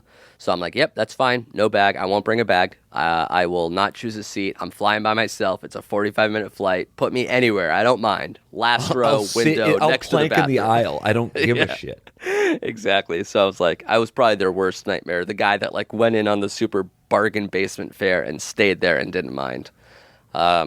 So I'm like, all I'll bring is a backpack. I'm going up one day and going back down the other. But on Monday, my mom's like, oh, if you're going up north, let me give you a bag of baby items to bring because, I'm a grandmother. I want to buy a bunch of stuff for the baby. Right. That'll happen. So I got my backpack, and then I got my Gelson's tote bag of a ton of baby items that I did not pack, but I did not tell them that. Did you pack all your items? Yes, I did, including this mystery bag of baby treats that I'm bringing up. Your mommy didn't help you with that? No, my mommy didn't. I thought of bringing these Snuggies, I assure you. All the pacifiers in here were my idea. So on the way up, they didn't even care. They didn't even ask me about like the personal item, the extra bag, whatever. I just flew up and it was no big deal. But then on the way back down, they're like, you have your personal item in your backpack, but what's that bag? I was like, oh, it's just my extra bag. I'm traveling very light, I assure you. And they're like, wait, what wasn't the extra bag for the baby? What are you doing bringing it back? Because my brother didn't want to keep all these items, so it's like I'll take half, and then you bring the other half back down. I'm a courier of sorts for my family. So, and you can't. Another thing, you cannot check in online. Of course, you got to go there, wait in line. For no other reason other than it's an inconvenience that they force you to do. Right. Fine, I'll do it. I'll wait in line. I'll check in there. And when I check in, the lady's like, you have 2 bags. This is a basic economy ticket. You have to pay for the extra bag. I'm like, how much is it to... And it's just a backpack and like a shopping bag. Those are I figure it's considered one personal item, but for them it's 2. I told them that I flew up, no big deal, no problem on the way up. And she's like, yeah, but here it's a little different in San Francisco airport. They take it more seriously, I guess. We do things right. Yeah. And so I'm like, how much is it? And she's like, it's $30 here or $55 at the gate, which seems completely made up. I'm like, okay, I'll do it at the gate. And then she's like, no, just do it here. It's $30 instead of $55. I'm like, no, I'll do it at the gate. I'll do it at the gate. It's $55 at the gate. I'll do it at the gate. And she's like, no, you trust me. You just want to do it here. It's $30 here. I'm like, no, I'll do it at the gate. The $55. I'll do the $55. I'll pay $55. Is it? Is it $55? That's the official policy. $55 at the gate or $30 here. And she's like, okay, do it at the gate. And then she writes on my ticket in pen, gate check $55 on my ticket in pen. That doesn't mean anything. No, it doesn't mean anything at all. Such a big airline is like, all right, so yeah, you write 55 in pen, and then you take that price tag to the person at the gate. Yeah, like that can't be like actual official company policy. Are they getting paid on commission? Are they selling me like a used mattress? Like how is this part of the actual system? I couldn't understand it. So what did you bring the ticket to the gate? So I'm walking through security. They don't care that it says gate check $55 in pen on my ticket that I have to print out from after waiting in line. They let me through security. And then once I got through security, I tried to print out another boarding pass by going to the person at the actual gate. I was like, I lost my boarding pass. Can you print out another one? They print out another one. That one doesn't say $55 gate check on it. Are you when you go up to that gate? Did you hide the Gelson's bag? No, I was carrying it, but I hid it behind. I tried to make it not noticeable. But I don't even think the person was looking for an extra Gelson's bag. Yeah. So this sort of lumps into this other thing that I did recently, which was I went to a mall, the Americana here in Glendale. I went on Sunday, and there was no parking anywhere except for this section of the parking lot that said law firm parking only, 7 days a week. Everybody else will be towed. It was completely empty. So I just parked there. I'm like, they're not here on a Sunday trying to see who parks in their parking lot. There's 12 spots here that are completely empty. I stayed there for 2 hours. Nobody towed my car. Nobody left me a ticket at all. I would think the same thing, but I would not want to risk it. You were like, right? Were you like, I'm willing to go pick up my car somewhere if they tow it? I was so convinced that nobody was at the law firm, let alone patrolling the parking lot, let alone running out of spots. Because it's not like I took the last spot and somebody would then be fucked. Right. It was a completely empty lot. Has your car ever been towed before? No. Because usually I play it by the rules. I think that's the difference. Right. My car, I try to play by the rules, but my car has been towed at least 3 times. Maybe 4. 3 times towed. Yeah. 4 times a lady. So I don't know if I haven't been burned yet, but I'm starting to as an adult figure out the different loopholes and rules that you can break that don't really make sense to me. The $55 on a ticket, maybe when I was 24, I'd be like, oh shit, I got to pay it right now or I'll be in trouble. But now that I'm 36, I'm like, no, that doesn't make sense. I feel like I can work my way around that. The no parking at the law office, that doesn't make sense to me either. I don't think anyone's going to actually call me and get me in trouble. I definitely think not taking weird rules seriously is a good outlook to have, because for the most part I do think you'll get away with it. And so for every time that you do have you have to pay $55 at the gate, you're still in the black for all the times that you did. All the times that you got away with it. And every time you don't get towed, you saved yeah. That's kind of interesting. You could theoretically get towed once or twice a year and park in tow-away spots all the time. And still You're make out saving like a on valet and parking stuff. I mean, I don't want to just create a blanket, unsolicited advice of park anywhere, don't pay anything. But it feels like there are these little inefficiencies in life that you can get away with every now and again. I remember I listened to a podcast once about I forget, being smart and being wise was the premise there. And they're just talking about how some rules, even though they're set up, they're very, very dumb. So I guess my unsolicited advice is live long enough that you can start understanding what is considered quote unquote bullshit versus not.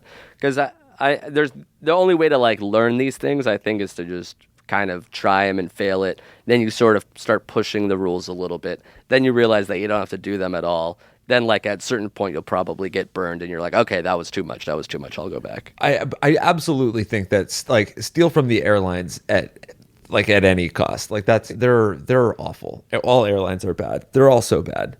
Somehow, if I were you, if I were you, saw us now. Whoa. Yeah. It's a folksy, short, little, kind of sad ditty. It gave me the feels. Did you catch the feels from it? Yeah, I was afraid to catch feels, but I was like, if I were you, if I were you. Oh, God. Starts now. Your voice is amazing. Really? Have you ever thought of becoming a singer? I mean, pretty casually, because I'm not really good. Oh, my Not goodness. really good. No, that's awesome. I feel like your singing voice is dope. It's perfect. I wouldn't change anything. But what do you think about, because I feel like part of it is having a great voice, and then the other part is being like a songwriter and having a story to tell with your words and your poetry. And I don't know if you've thought about. No, yeah. Like, because you having a you said, like having a story. Yeah, like having a story. Because you said you only thought about possibly being a singer, and I feel like you thought I sucked at singing, but I have like a lot of like what's that? Theories and lessons and shit to talk about if it ever came up to the point where I became a good singer. Like about love and life and stuff. Yeah, like about whatever and stuff. Like I feel like I've lived enough to finally get to the point where I know what to sing about. That's really important, because I feel like to be a singer, you have to have conviction in your story and your art form, and it's not just about having an awesome voice, which obviously we've already established that you. So like do. one song I can think about would be like about how sometimes like you can't really fully understand why you love something, but you do. So it'd be like, I love this thing, but I can't quite get why. I can't quite get why I love it, so I don't know why. I love this thigh. So it'd be like about loving a thigh. I don't know. Well, I feel like that's if you're open to like constructive feedback, that just feels like a little bit on the nose. Because like what you said, loving something and not understanding why is like.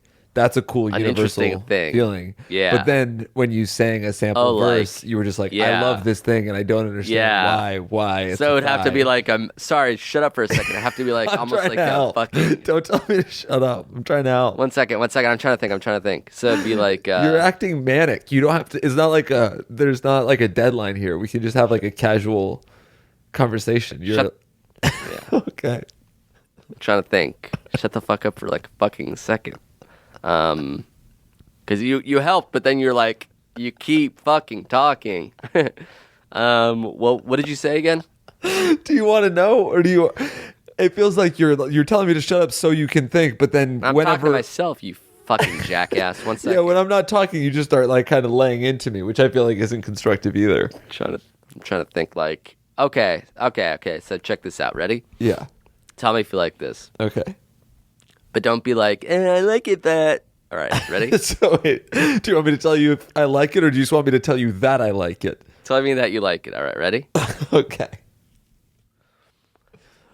When I woke today, I saw a thing that I considered pretty good. When I woke today, I saw a thing that I thought that I would. Oh, I think I love you, you little thigh. I really think I love a thigh. I love this thigh. I love it so much. I can't quite get why I don't really love it. I can't quite understand why I shove it. So you want me to tell you that I like that? That's what you need. Tell me what you thought. Well, you said tell me what you think, but don't say like I like it, but and then you made fun of the way I offer critiques. So I just want to be sure that you want like actual feedback, because there are parts of that song that I really liked. Which parts? I like kind of how you like blended genre. You sort of went from like Bob Dylan to Marilyn Manson. I think that's like what? Yeah, you were like, when I woke, you know? And then by the end, you're like, I like this thigh. I get, like, I don't even think of it as like Bob Dylan or Marilyn Manson. Like, if anything, they bit me, but sure. As long as you like it, that's good. I just want you to have, because like, I think we can crack this, and I think you can really make it as a musician. But I think what's not helping is your attitude, unfortunately. Do you know what I mean? Yeah. Because I compare you to Bob Dylan, one of the greatest songwriters of our time. He's okay. And you reject that and say that he bit you. And I just feel like yeah. Sorry, you were what do you want to say? Because you're saying no. Did you not say that? Yeah. No. Sorry. Continue. Okay. And the other thing, just for not for nothing, but like it felt like we had a song. Like your I love this thing and I don't know why. And I wasn't saying like let's abandon this premise entirely, but you just wanted to, like, as soon as I had like a piece of feedback, you were like, okay, fuck it, new song. But that's not like, we're not going to get anywhere just like coming up with a brand new song every time we have a little bit of constructive criticism, right? Right. Okay. Okay. Let's talk about this offline, but I'll send you some lyrics. I've got like dozens of pages handwritten that I can scan and send to you. You have dozens of pages? You said you had only passively thought about becoming a musician. No, like since we started talking, I've been like jotting shit down. Were you listening to any of my feedback just now? Hold on one second. Okay. How do you spell cashmere? It doesn't. All right. A wool in fucking sheep's clothing. Yeah. All right. I got something for you. Ready? Yeah. Are you going to send it to me offline, or are you going to just sort of start singing? I'll give you a sample right now, and then I'll send you the rest of it offline. Ready? Okay. I just have to scan it. I wrote it on the back of a receipt. Ready? Yeah. Jesus Christ, you're having an episode, but yeah, go ahead. I'm a wolf in sheep's clothing. Call me cash, mere bloomin' found father, mother dear, and why have you forsake my spirits? Something like that. That's awesome, man. That's absolutely epic. Just like super. Are you crying? Super dope. What? Are you crying? Yeah, that moved me to tears because like the fact that you said that you're a wolf in sheep's clothing called me Cashmere Blumenfeld. Right. Father, why have you forsaken my spirit? Yeah, which is similar to what? like, why have you forsaken me? That song is Oh, the System of a Down song? Yeah, like right, exactly. Yeah, that's kinda. Well, I mean, not necessarily. I'm just gonna pull up the lyrics real quick. Don't fucking don't turn this into like a witch hunt. Like who like okay, I used a word or two that was similar. There's only so many like words in the English language you could say that I did a homage to a bunch of shit. Father, why have you forsaken me? Yeah. I mean, it wasn't just like the lyrics, because like you also, I feel like you sang it in the exact same cadence. Yeah. Okay. But I did like this. Well, here's the other thing, just like real quick, because you're doing all these a cappella, and I'm just wondering if you have like any musical instruments playing abilities, or even like just like if you can like can you sing along with music? Like, is that something? Yeah, I can do like guitar, bass, rhythm guitar, drums, and then like anything else that needs to be filled in. You're sort of like a Kid Rock in that regard. He plays all of the instruments on his albums. Yeah. So like do do do do do do do do do do do do do. And this is that's the guitar riff for that leads into Cashmere. Nice.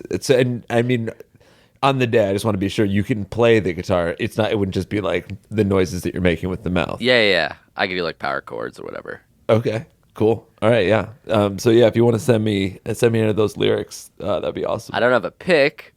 Okay. Well, I mean, I don't have a pick, so I might need a little help.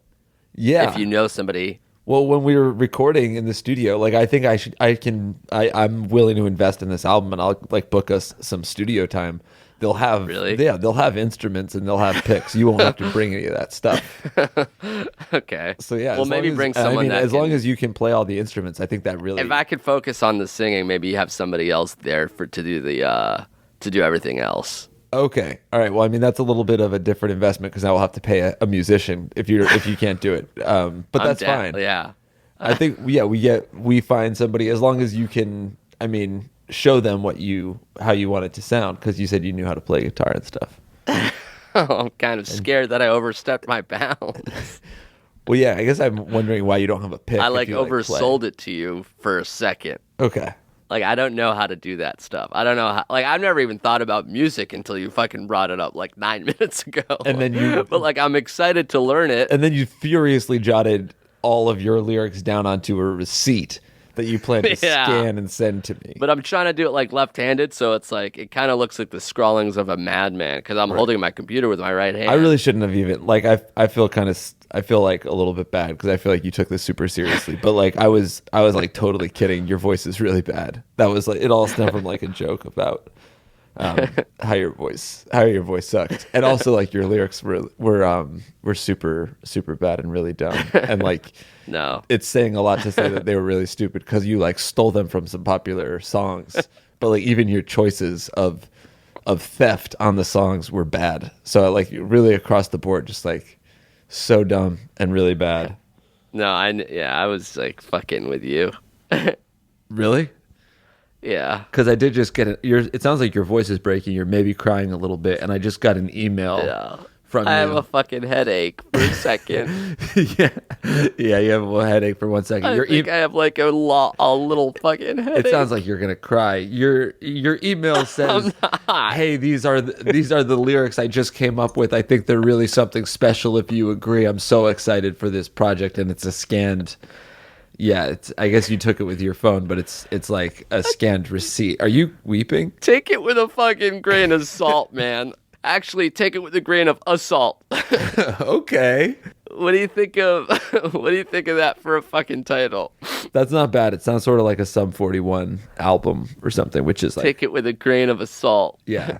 Do you have a salt to listen to this vault? You're stealing again. You're doing like a bad Weird Al thing. I'm borrowing. I'll put it back. Fine, man.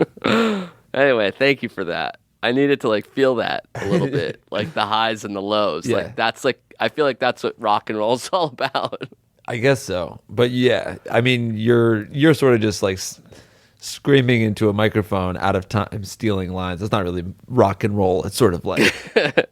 But I did feel the rush a little bit, which was, wow. I was crying.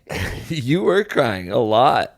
You were crying a lot. It feels good. It feels like if you've ever done a sauna or a steam room, but for the inside of your face. Oh, yeah. Fuck. That's a nice way to look at it. All right, let's focus here. This is If I Were You, an advice podcast. In fact, the only one on the internet hosted by us. I'm Amir. I am Jake. And we are Grain of Assault. I don't want to be in this band. All right. It was a fucking throwaway. What a terrible name. What a terrible name. It was a joke. Wait, yeah. No, felt like second. Remember to strolls down them out. Support Jake. He needs it now more than ever. Thank you. That's helixsleep.com/segments. Losers. And we're back. Yo.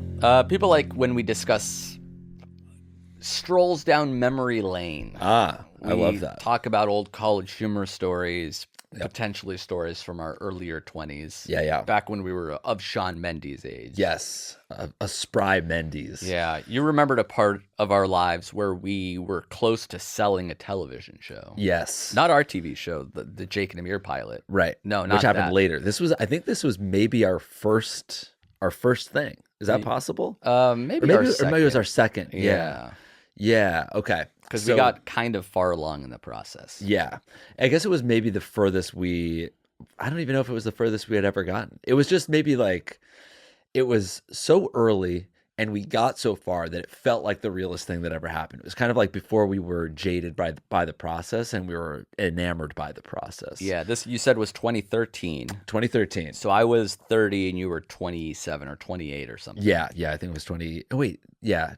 No, 2013, 11 years ago? Yeah, 27. All right. And this is like when basically TV was like network TV still exists and like people would pitch things in cycles. Remember that? Like in January you hit them with log lines and try to get a producer on board because in May they're buying projects for the and then spring. there's pilot season because we're also actors and you'd like fly to LA to like audition for all of the pilots. Yeah, which I don't think exists anymore. There's like just TV like in rolling general. all the time. Yeah. There's no seasonality to it. Right, I don't think so. But this is like when we had our YouTube show, so it's like, oh, let's try to sell a piece of development. So like hit us with ideas, and they would say like try to have it based on a newspaper article. So it's like when they ask you why now, we have like this article, famous viral thing to point to. Yeah. And you read an article about these like 38-year-olds that were all still living together 18 years after college. Yeah, or they moved back in together, or maybe they were just still. Well, I just read the pitch actually. They had never left. And then we like I think we took that one step further and we were like, okay, what if they all left and they like are depressed in their lives and they come back because college was the happiest time, so they all move in together. Right, which is fine. It's like a normal idea for a show.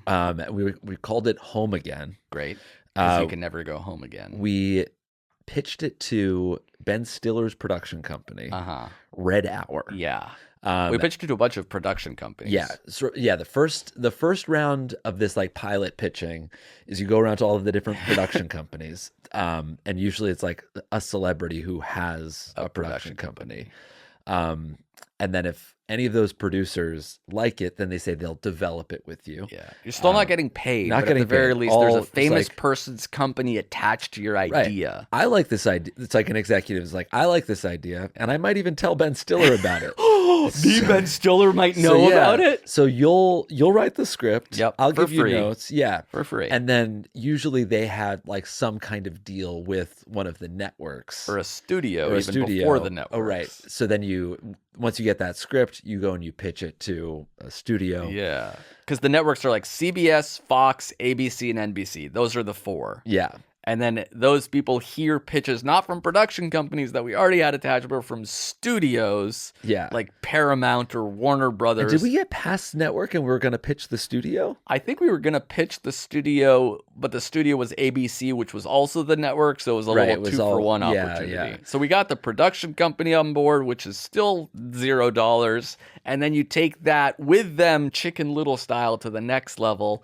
And that next level would have been potentially to have a script for a pilot at ABC. Right. Which is the holy grail. It's not even a show. Not even just a show. somebody paying you to write a script. Right. You'll write a script, and then maybe you get to shoot the pilot. Which would be insane. You get a lot of money just to shoot the pilot. They spend billions of dollars on pilots that are shot that never get there. And then if they like it, then it gets picked up. And actual show that could get canceled after 6 episodes. Usually they do. 9 Miracles happen to have a failed show. Right, exactly. And then the goal is to have a Modern Family, which makes $20 billion and feeds the rest of the gets ecosystem. adapted into several different languages. Exactly. There's international versions of Home Again down in South America, and we're just watching the money in our checking account go up and up and up. 2 of 80. And we're the most excited we've ever been because it's like something that's not Jake and Amir. Yes. And it's still our comedy. Right. And like adults that are like powerful and successful are actually interested. And they're like, oh, this is actually good. Cool. Like, whoa, okay. So I remember this was when I'd moved back from LA, was living in Williamsburg, used to come over whenever we weren't shooting Jake and Amir, you would just come over and we would spend all day writing this pilot. We would write a pilot for free just to sort of show people, be like, this is what it could be, by the way. Exactly. So you don't even have to pay. It's already done. And they're like, okay, we're either into it or we're not. So I have the pilot. Oh, okay. Tell me what you want me. Do you want to read the cold open? Do you want me to read I wonder if there's a one sheet. Let's see. Yeah, let's read the cold open. Wow. It's called. There's so many files in this folder, there's notes on this pilot from Ben Joseph and Dan Gurwitch. Yeah. That's the thing. Whenever you write stuff, you have to get your friends' notes and then the studio notes and then the production company notes. Everyone's sort of pitching in, weighing, and letting you know what they think.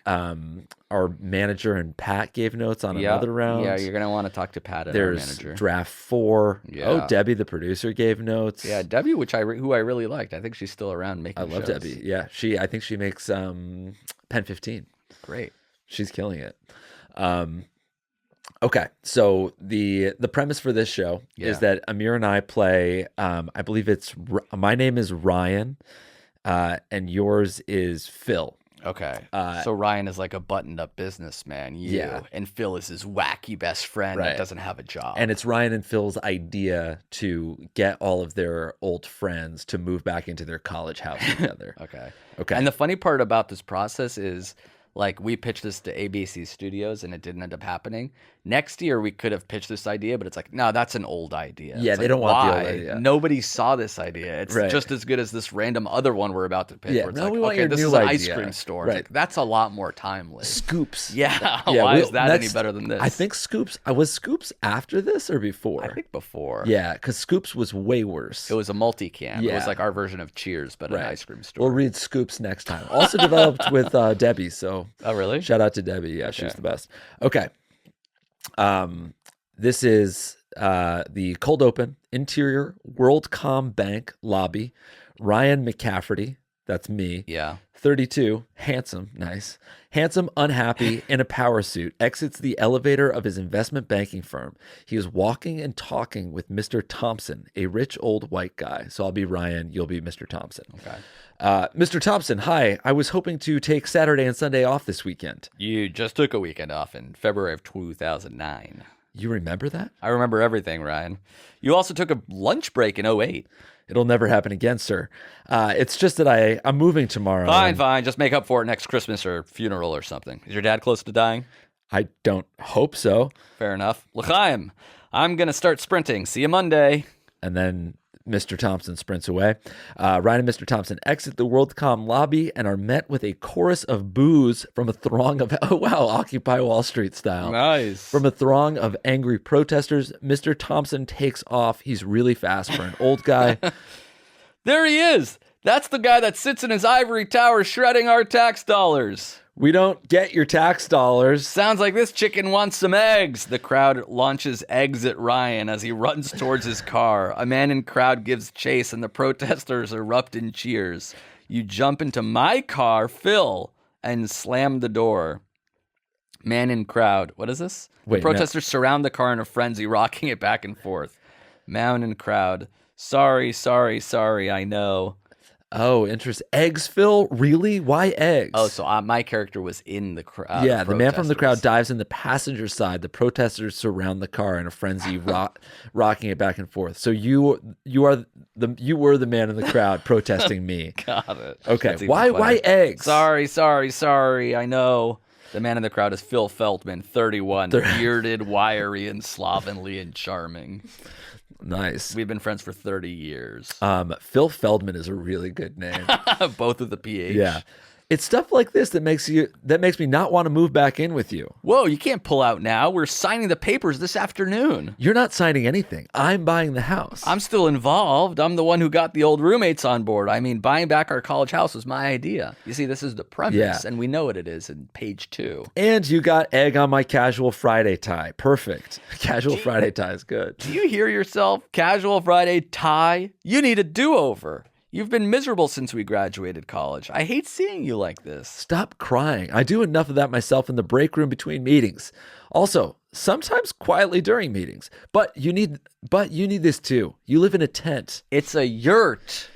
You don't buy yurts at Target. Shh. My Occupy buddies would really frown upon me supporting the man. Just promise me that when we're living together again, you'll be more mature. We're still doing the fun room though, right? Oh yeah, big time. Awesome. Love you.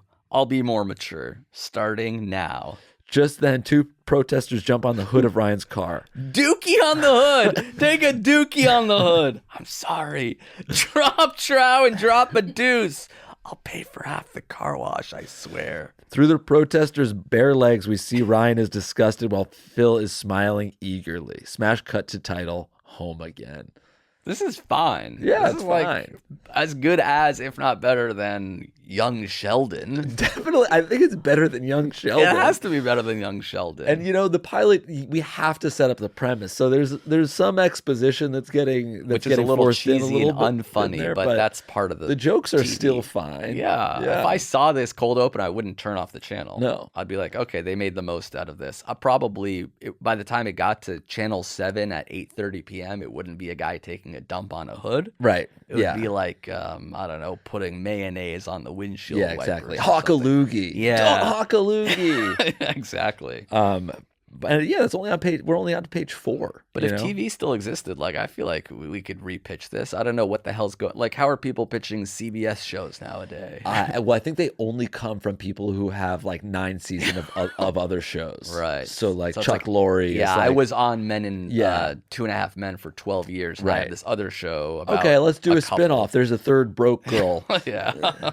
And yeah, that's, So like they're not talking to 28-year-old no, they don't YouTubers. want anyone at this point. They don't need people to pitch them new ideas. They just need the guys who have been making everything to make another thing. Yeah. Is my guess. So like the TikTokers that are famous, the Montana boys are not pitching NBC. No, but I'm sure they could get cast in anything. What about the production companies, the Red Hours of the world? Are they still talking, but they're just pitching to like Apple Plus about a dramedy? Yeah, I think so. I feel like all of those like celebrity production companies are making their cash from co-proing anything the celeb is in, Oh, see, and so then Ben meanwhile Stiller's selling Severance. selling things to. I mean, Stiller's he's different because he's directed too. That's good. But yeah, then the other guys are like selling things to Hulu and Amazon. That's cool. That are like smaller budget, but not really small budget. Yeah, but yeah.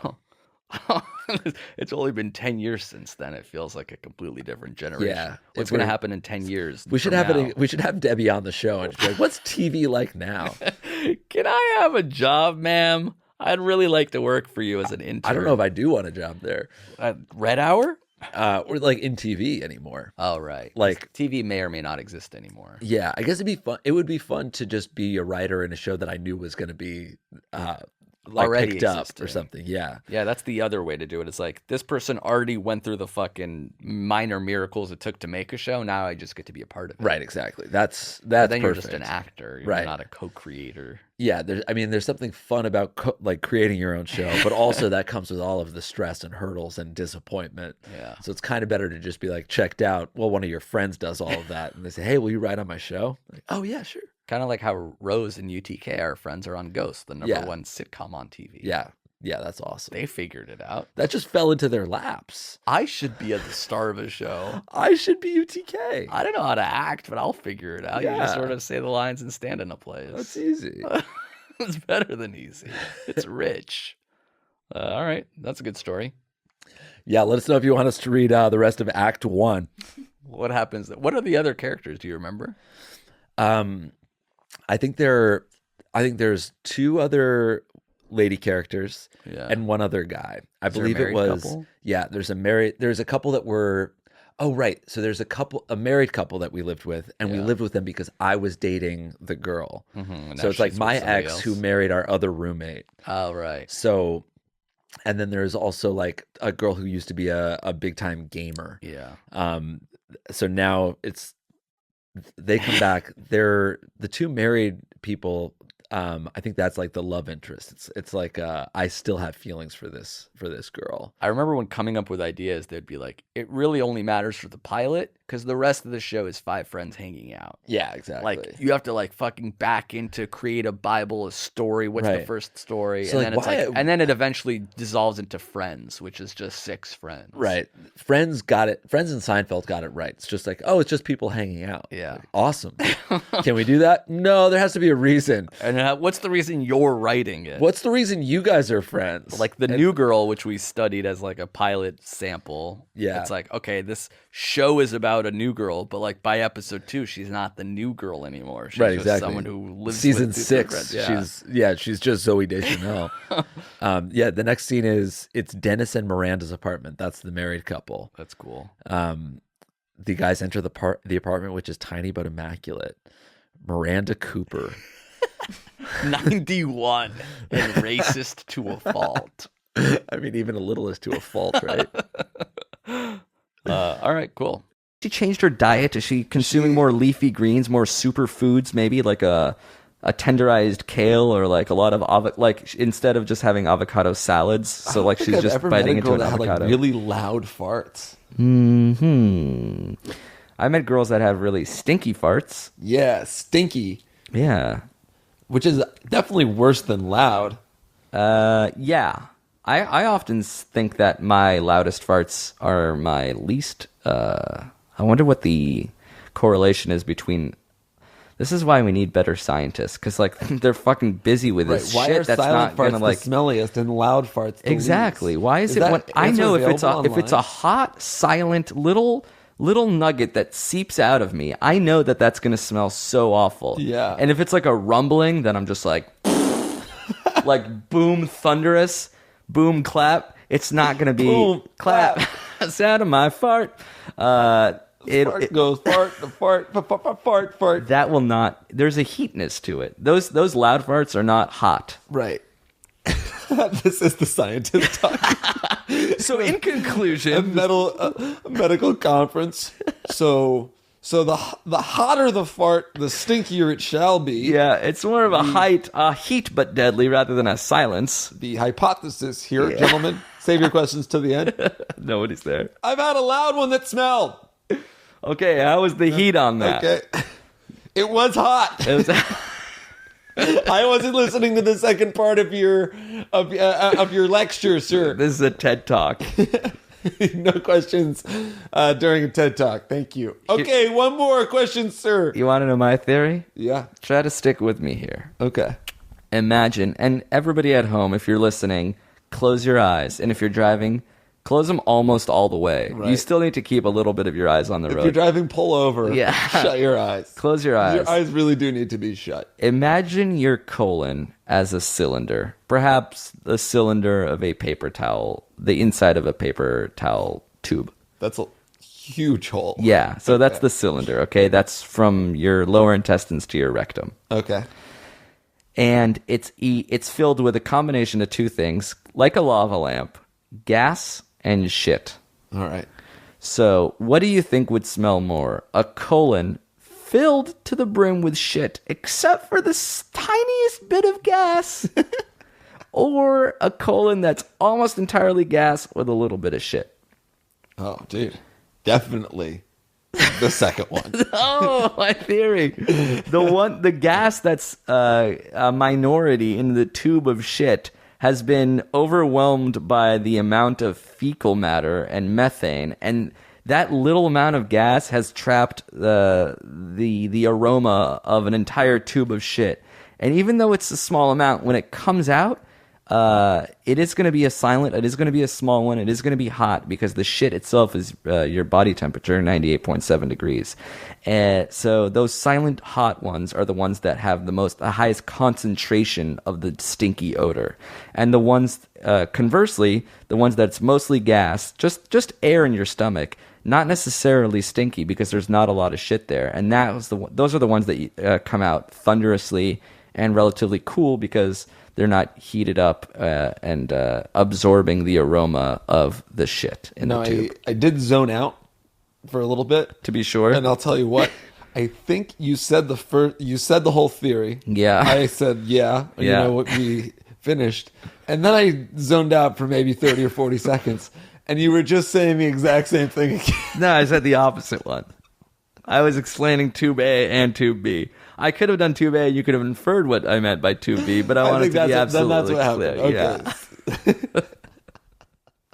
I really zoned the fuck out. What were you thinking of? I honestly can't remember.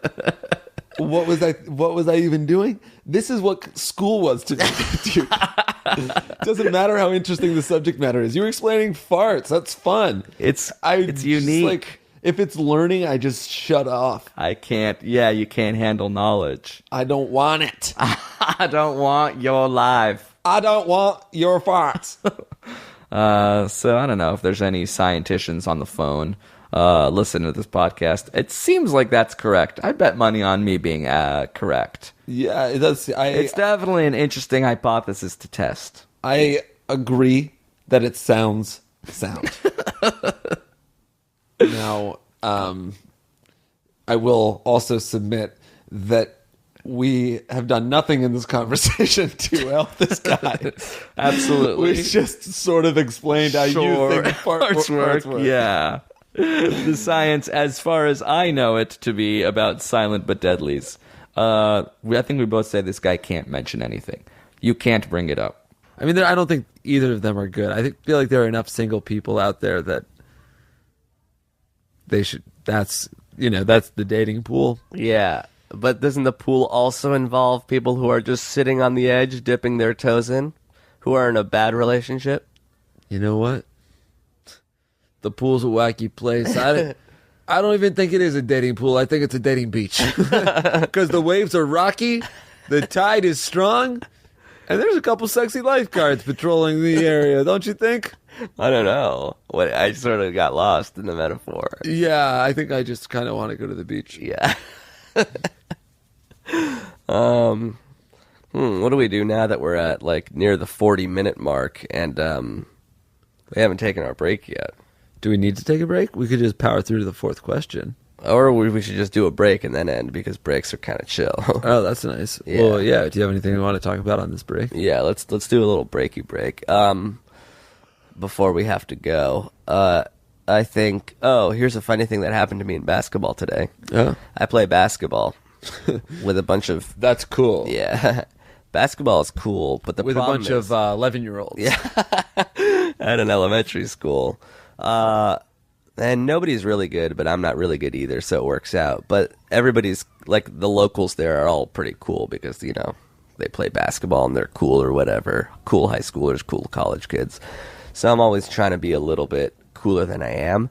And today, we were playing 5-on-5, and somebody goes, "What's the score?" And I said, instead of one, you're supposed to say ones if it's 1-1. You say ones or 1 up or 1 all. But instead I yelled onesies. And nobody said anything, but I felt like such an idiot. I'm like, I can't talk the way I talk normally in this place. Because I would just be like onesies and that's fine. But for me to yell onesies in a pickup basketball game, I wanted to run back to my car and drive off a cliff. No one said anything the entire... No, I mean, nobody. They were. I don't know if I yelled it, so people probably heard it, but I don't know if it registered to them that I was a wiener. God, it'd be so funny if as you're getting in your car, somebody said, "Good game, onesies." I didn't fucking say onesies, dude. For the rest of the... I said ones. I said ones. Your nickname on the court is onesies. I show up on the next day wearing a onesie. A wrestling singlet. Oh, man, that's sad. Onesies. As you twist your ankle and get a ball to the face. Oh my God, what happened? Did you twisty your ankle? People snickering. Shut up, dude. It really freaking kills. Here, put this packy of ice on it. Oh, no. I wanted to say that we're still going to London and Manchester, too.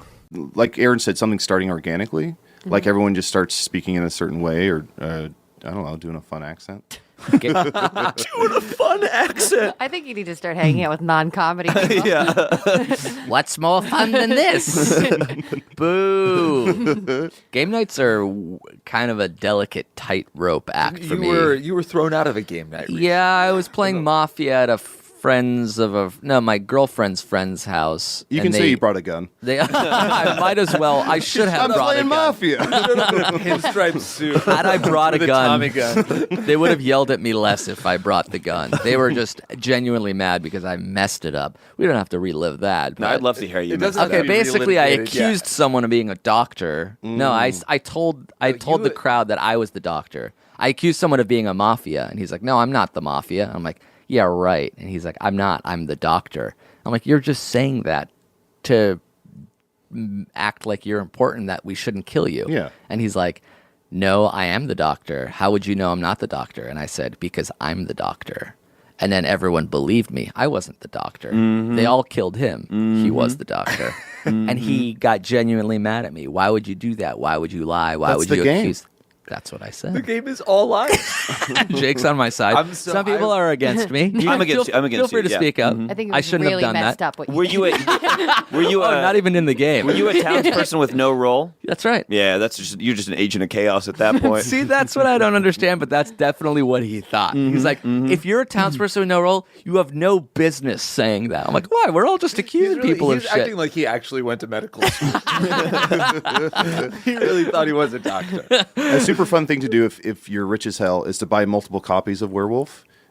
Put all Werewolf cards in a deck and deal them out. If you have like 10 friends, give everybody Werewolf and watch how everyone plays, knowing that, or I guess Mafia is what you were playing. Yeah, But I play same similar Werewolf. thing. Yeah. Same. Amazing But social experience. I've done that a few times, and it's fascinating to see immediately you can pick up on people's like poker Wait, you tells. tell everyone that they're the bad guy? I think you tell everyone they're the good guy. Because if you say everyone's a werewolf and you say werewolves open your eyes, everyone just opens their eyes the first night and they're like, oh, fuck you. That would be me ruining the party. If you an tell- agent of chaos. If you tell everyone they're a good guy, it is just absolute utter chaos because people are like, I know you have to get me. Yeah, someone Why aren't has they to be killing anyone every night? That's just true. That's also Salem, like closer to real society. They're like the Salem witch trial. Yeah. they didn't find any real witches. But it is hard to get games going genuinely, but like once they are going, they're very fun. Like those Jackbox TV games. Yeah, those are really fun. It's late. A tiny little bit of buy-in. I don't know if you can teach someone to be funny. I think you can. I think being around funny people helps because you learn their cadence and a rhythm. I think that people can be funny around other people. Funnier, don't you think? Yeah. Or by the way, maybe you find someone that has your sense of comedy. Like you guys fit very well together, but you guys by yourselves are terrible. Awful. Like I haven't seen one of you guys make a real watch. Say something together. Just do anything together. Like a two-man little bit? Yeah, no, just talk to each other. That's all it takes. Okay, hey, how's it going? Fine. That's You? good. Yeah, I'm good too. I guess you guys aren't really that funny. Well, that wasn't funny, but... Okay, so say something funny. Do something funny. Okay. All right. Well, give us a suggestion. Captain Crunch. Okay. Pass. Let's No. get one more. Yeah. Any other suggestion? No, with each other. Okay.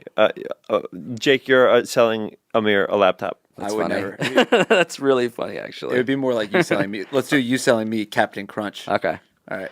Hey, Captain Crunch for sale over here. Who wants one pouch? Oh, I thought this was a laptop. That's funny. That's funny. You didn't let him. You said one sentence. All right. It's funny. Sorry. Hey, Captain Crunch here. Who's got a pouch? Or is this a laptop store? What? Sorry. You're stepping on my line. All right. You're trying to do the scene alone. No. I can do it with you. Dude, be a two-person team. All right, Okay. so you're Hey, Captain Crunch here. Captain Crunch here. Who wants to come in? Oh, don't say it's a laptop store. That's my line. I order. And then Jake. This is so Right? You're stealing the scene. No, I'm not stealing the scene. I'm doing a Jake? 2-minute Let scene. Jake say something. Let Jake initiate. I'll start the scene. So Amir, you're not Just allowed to say talk. hi, and then I'll take it no, from there. no. Jake, you say whatever you want, and then when you're done, point to Amir so he knows when you're done. All right. Gee I've had enough of that Wait, already. stop, let him- I got a Captain Crunch for sale, one pouch. You come in here. It's not a fucking laptop store. If you do, you're going to get a knuckle sandwich. You are the only person turning into this laptop store. Sorry. Jake, say your sentence. Okay. Jake is crying. I can say it. I can say what he was You gonna don't say anything. I won't say anything. You're playing a mime. Okay. Okay? Captain Crunch doesn't sound I like got a that. Captain Crunch store. All right, go. All right. I got a Captain Crunch. All right. Mimes don't talk. I'm practicing. For what? You're not supposed to talk. I know, but when we're done and we're going to do a All new right, bit, go. Jake. I'm going to say it, yeah. Don't. Okay. Don't say it. All right. Gee whiz. Come on. He's making noises. Achoo. Gee whiz, I'm hungry. Oh, Who- gee whiz. You got a Captain Crunch pouch over here? This ain't a laptop God. store. And I'm not going to say anything. Because you know why? Because I'm a fucking mime, you bish. All right, go. So how do you learn how to be that funny? I mean, just find one funny friend and get steamrolled. I think it's about surrounding yourself with funny people, practicing your craft. You get, Or is you it the get smarter, opposite? You get quicker. Surround yourself with unfunny people so that the mediocre rises to the top. In the land of the blind, the man with one eye is queen. Okay, so I agree with Jake. I think surround yourself with funny people. course. Do the things Of do the course. things that you find funny if you want to be funny. I don't know if reading a book. I think it becomes a little technical, right? You said you were gonna tell my mom off for serving the same food. 'Cause Yeah. my parents have been feeding you dinner. I was super appreciative of when did I get here? On Saturday, Sunday? Saturday, yeah. Saturday. And since then, they've been feeding me. Yeah. It's been doing your really- laundry and setting up your bed. Yeah. And I appreciate that. And I will just say that for the past 3 dinners, You've kept your mouth shut. No, I haven't kept it shut. It's been, there was couscous on. Would you say there was couscous Sunday evening? Israeli couscous. Yeah, Sure. and then Monday evening, what did we have? There was still some couscous left over, so we had So we had a couscous. little My more mom made couscous. chicken. And then tonight, soup. there was chicken. There was of course. Yeah. And then tonight there was pasta. There was Yeah. fish. Yeah. And there was carrots, cauliflower. And then Yeah. what was that? The last thing. I guess there was still a little bit of couscous There left was over. So I was just gonna say during dinner, I was maybe gonna stand up. If it's tomorrow, if there's couscous tomorrow, I was gonna stand up and I was gonna say, Rivka, I see what you're doing here. You're Yeah. making it look like you prepared this big spread, but it's clear to me that you made the couscous on Sunday and you keep on serving it as if it's a brand new fucking dish. Yeah. And I don't understand why you're trying to keep up this rouge, This rouge, because the couscous is red. but I don't appreciate it, nor do I respect it. Yeah, and I was trying to tell you that maybe during dinner or ever is not the best time to do it, just because Right. it's not even a thing that you're putting this narrative on it that she's trying to pass it off as good food. But it's not necessarily the case. Like, we have leftovers all the time. My mom makes food, and like it lasts for a couple days, Right. and then she introduces a new dish, and we'll have that as like the main course, and then like feast off the leftovers as sides. Yeah. Do you get that? Because Sorry, my eyes are glazed over. I actually, I started imagining the couscous tomorrow, and I slipped into a white rage. I will not sit at that dinner table. I think I'll make a stink. Can we edit out the part where I said rouge? Everything else can stay. I don't want anyone to think that I said a rouge. The no God part, that's chill. Yeah, calling the girl a prissy bitch, part, that can fine. stay. The calling your mom unappreciative or not a good chef. Yeah, that's fine. But I said rouge. And that's a little too shameful to stay. I'd also like to tighten up the part where we were talking about run your neck to make it sound like I explained it well. Yeah, just like a super quick, efficient explanation. Uh-huh. No more love. Dude. Man, my 2 boys fully grown up. And a lot of people said they wanted to see. Yeah. Try not to interrupt Ben. He's singing. My 2 friends. Yeah. No more love. Dude. Ben, a lot of people wanted to. They end the show. Don't talk over him. It got bad. It got bad. Now you Respect know. So we were a little conflicted as to whether or not to have Ben on here, just because he's such a part of the fabric of the show, but like he's a little The touch, interrupting. the feel, bend the fabric of our lives. Yes, Ben Schwartz in the house. Let's go. Benny boy. This is the last If I Were You. It feels just like the first one. Almost the same amount of people listening. Almost the same amount of people caring. We plateaued. Wonder. Was my flies open? No, I said we plateaued. We plateaued. But can I tell you this? Yeah. How exciting. What number is this? What number? 590? 590. 590. Oh, you should have done 600. Why would I was you not thinking do the same 600? thing. You think Yeah. so? Should we fart out another 10 spot while we're here? I think you got to hit 600. If we're not hitting 600, what are we even doing? Do you know what I mean? My man Jakey Bakey, my name Amir Babir.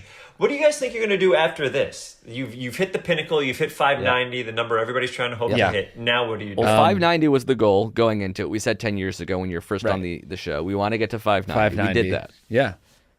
And what do you Next do up- after you achieve your goals? Yes, do we exactly. set new ones or do we rest? Do we reset? We've been talking about a live show, a variety show. What do you think about that? Oh, I love that idea. You guys do it, but you've done versions of that in the past. Versions of it. Versions of it. Versions. But we haven't done a Oh, full... but you would do a live stream? You would live stream your live show? No, you have to. If you want to see us now, You have to see us at a theater. That's right. We're offline. We're going vaudeville, 1917 style. How small of a theater? Like 30, 40 No, Jake people? was actually discussing, and Yeah. he made a good case that we would be able to kiss Jennifer Aniston at the MSG Theater if we I said- opened for By the Billy way, Joel excuse style. me. I didn't lead with the Jennifer Aniston kiss. I said MSG Theater, not the arena, obviously. Yeah.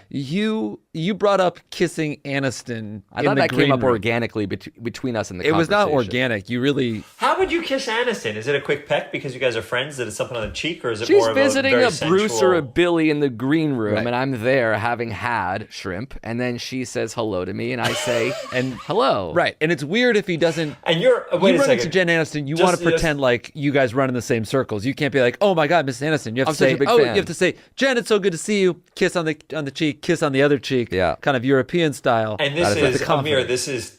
This is tails no meat when you're talking shrimp, right? Just shrimp tails no meat. Yes, exactly. Correct? Just the little tip, the crispy tips. Right. So you're eating, crispy tips is you're what we eating call the them. exoskeleton of the shrimp. Yeah, or a krill, any Yeah. basically mollusk. Dipping your fingers, 2 fingers at a time, into the cocktail sauce, putting it on your teeth. Yeah, like And cocaine. that's when you see Janiston. Yeah, that's when I see Jen. Janiston comes up to you. Oh, Jen. You're all crispy tips. Oops, all Yeah. tips, crispy Jen. tips. We could do a double smooch. Oops, all We do- tips, crispy yeah, tips. we'll do a double smooch. But yeah, to answer your question, a live show plus a potential at a theater run if Billy Joe will have us. Otherwise, probably a 200 to 500 seater. Yeah. Once every month or two, depending on how much we can get out there on the road. We're thinking Bell Why House. don't you We're make? thinking Why don't Brooklyn you do? Bell Why don't you House. do? Oh, okay. I was gonna say, why don't you do a monthly Largo show at Largo? We can make that. Yeah, happen. you do that. How big is Largo? 270. Great. Yeah, I love that. The problem All is we right, don't take have. care, guys. We don't have. All right, bye. So you do the improv stuff. We don't really have the ability. We don't have the talent. We don't have like the. We don't have anything to say on stage. You said it, talent. You said it, talent. Yeah, You said yeah, it, talent. yeah. But so this is what I think. Uh-huh. If I could make, oh god, and I'm gonna pitch some ideas for you Yeah. guys. Like, what do two people who've been working together since they've been, graduated college, all they know is each other. Yeah. So how could they possibly grow up and be anything but, a team? Right. What could they do together? Yeah. So I'll give you some ideas, and you give me 1 through 10, and tell me what you would do with that business Great. idea. Okay. Let's hear it. And 1 through 10 is us grading your idea, or Like 10 out of 10. Us must grading do it. it. You got to do it. Okay. Okay. Hot dog salesman. 2. 5. Obviously, little. I'm I don't wanna interested do because I that. like hot dogs. I did have an idea for a corn Okay. dog truck where you can sort of mix and match the sausages with the batter, but I don't think that should be our next career move. I Let's think give that that's a 6 then. Because I like hot dogs and you had the idea already. So let's say 6. 6. What about a podcast called If You Were I? Okay. What's that show about? It's basically you send in questions to your fans, and your fans answer them on the podcast. Yeah, I'm not Okay, so eager you to think- do another podcast, but I do like the hot dog thing. I'm going to say the hot dog thing The is going up to a Forget 7. about the hot dog thing. We're already It's moved on gone from from the a hot dog 5 thing. to a 6 to a 7 in my mind. I feel like the hot dog I thing think was so. I think fine. We that's right, discussed JP. it, but let's move on and discuss what could be the Well, second. what are or we third. moving on? You've given it the same number as a hit podcast. So what are you giving it the same 2 as the other one? Just because your Lakers barely eked out a W the other day doesn't mean you can cry every minute you talk. I don't hate Okay. hate hot dogs. I know you like hot dogs, but we've already discussed the hot dog thing. We'll take it under Well, what about advisement. this? What if Jake cooked the hot dogs and you ate the hot dogs, but you weren't allowed to use your It doesn't hands? matter if it's a hot dog or a hot dog eating contest or a hot dog salesman. I didn't It's a realize the truck fine could idea. have a hot dog eating contest element, which is kind of interesting. See? I'm going to say that's gone to an 8 in my head. It does. Yeah. What if there was a show? What if there's a show where Amir had to wear the tightest pants and the loosest shirts, and we call it "Here He Goes Again"? And what he does is he put him on, and he walks down the street, and Jake has to be like, "Whoa, whoa, whoa! Who's this guy?"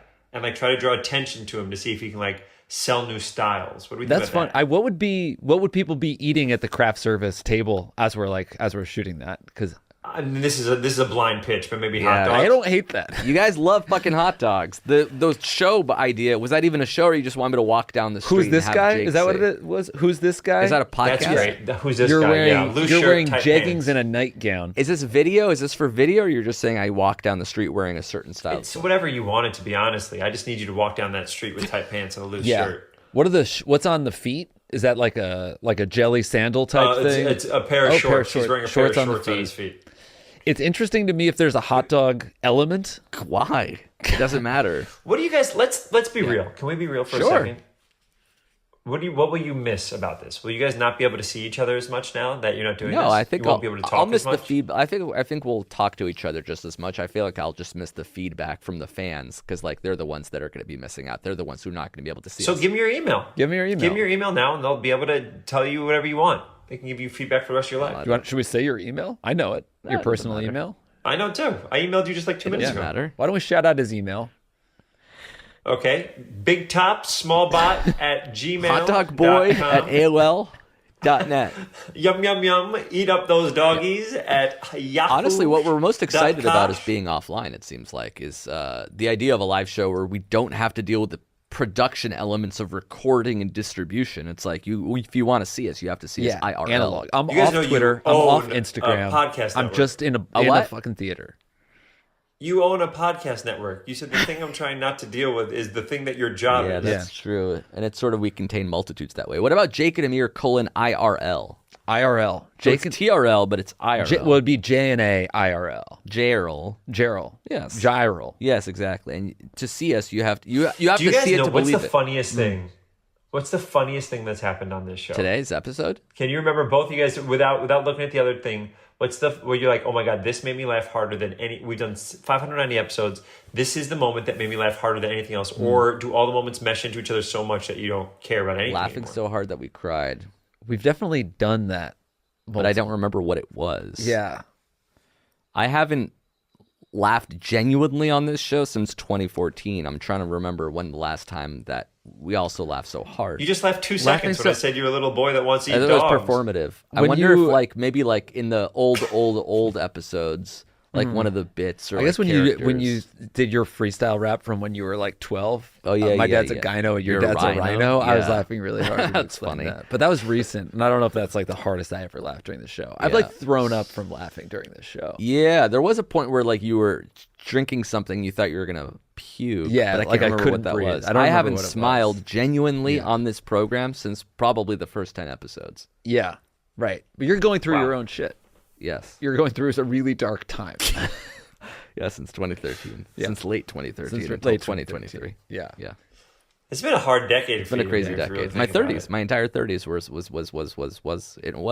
on the show, and now it's over. Now I'm 40 and the show's Your entire 20s were with Jake also. You guys have spent 20 years. Since I've known both of you, you spent every minute of your life with each other. Yeah. So it's got to be a little bit heartbreaking for this aspect to end. Well, yeah, I mean, I didn't really think of it that way. Jake, is there anything you want to say to Amir? I've regretted meeting you, man. I regretted meeting you, man. Yeah. What? I've regretted meeting you, dude. Your life would be completely Good. This is different. good. Amir, don't interrupt him. Don't interrupt him. Keep going, Jake. I This think isn't helpful. You're not a fucking therapist. I'm just saying if I had This is why I'm if here. I had hitched myself to any other wagon with all the people at College Humor, Dan Gerwich, multiple Emmy winner, Streeter Seidel, head writer, SNL, Sarah Schneider sold her own show. We've Ricky done Van so Veen. much together. Yeah. I'm just saying it Patrick feels like if Castles. I had chosen another writing partner, I would have had a little more success. It has been fun. It has been really fun. Has it? Because he said Not he not the regret- entire Amir, time, stop. because every time when I look in the rearview mirror, I'm full of regret. Yeah. But at the same time, Yeah. I do want to say that you've weighed me down professionally and comedically. But all that being said, bombshell, by the way, to hear and I want to this. say all that being At the end of 20 years to at hear the that end is of the really day, Stop, Amir. Amir, stop. This is why you're so bad. at the end of the All day, right, go, all Jake. that being said, I do regret you. That's man. yeah, that wasn't a turn. It wasn't like although, however, but it was Right. like in addition to that. Now, Well, I just don't want to. Amir, now listen. So basically, what Jake is saying is Yeah, that I know what he's saying. It you've was ruined so blunt. You've ruined his Yes. life. Well, it's Ruin my I don't know if life. you can My life get and through all career, that. or my career and life are meeting me. intertwined and being. But what he's saying is, but he regrets working. That's with you. yeah. So I think the big takeaway here is that he doesn't know what "but" means because it should have been "and." Okay, do you have anything you want to say to Yeah, I Jake? thought I was gonna have like an awesome time and like to have like a fun like retrospecticus about like this the fuck entire was- fucking like 2 decades together, building up to this one moment, deciding what we should do in the not too distant future together. But now, ever since you came on, the energy has completely shifted to the point where I feel like everything I've known for the past 20 years is not. I feel like the hot dog thing has legs. The hot dog thing is such a small, Huge legs, and I such think a that we can make small this part of happen. what we heard. Because Yeah. since the hot dog thing, Jake has basically admitted to not liking me and regretting meeting me. Not regretting meeting you, regretting working regret with is big. That was 18 years ago. Working, yeah. He doesn't regret meeting you because he's met so many people Yeah, in his does life, but regret hitching his ride Yes, to you. is what exactly. he's saying. Yes. Deciding to be partners. So the idea of the hot dog thing is such a small thing in the grand scheme of things. Now I don't know. I hate the hot dog Amir, thing. but I think that this is the problem. I think you don't listen totally, do. Amir. Because Yeah. if you listen Yeah, to I him, heard it. you can hear the positive. You can hear the positive what No, Jake at said. the end because he said but and then he repeated himself. But yep. But no, he has regrets. he to said me. but. Yeah. He said But. but. You've weighed me down my entire Correct. career. If I went with anybody else, I'd have a That's better also what he said before the but. But all that aside, yeah, I do regret you being a part of me. Yes, exactly. You regret it. At the end of the day, I regret it. What do you want me to say? Of course, I don't want you to. Do you want him to lie? It's No, the last I don't want show. him to Why would he lie. lie in the last I guess show? I regret him lying for the last 18 years for sure because I had no idea this was coming. This is a bombshell. Shake his I'm hand. blindsided. Shake his hand. Jake his hand. Jake his What does hand. that mean? To shake it? It's a shake, but you'll see how he Yeah. shake it. Yeah. That's a Jake, and yeah. I've never felt that before. Yeah.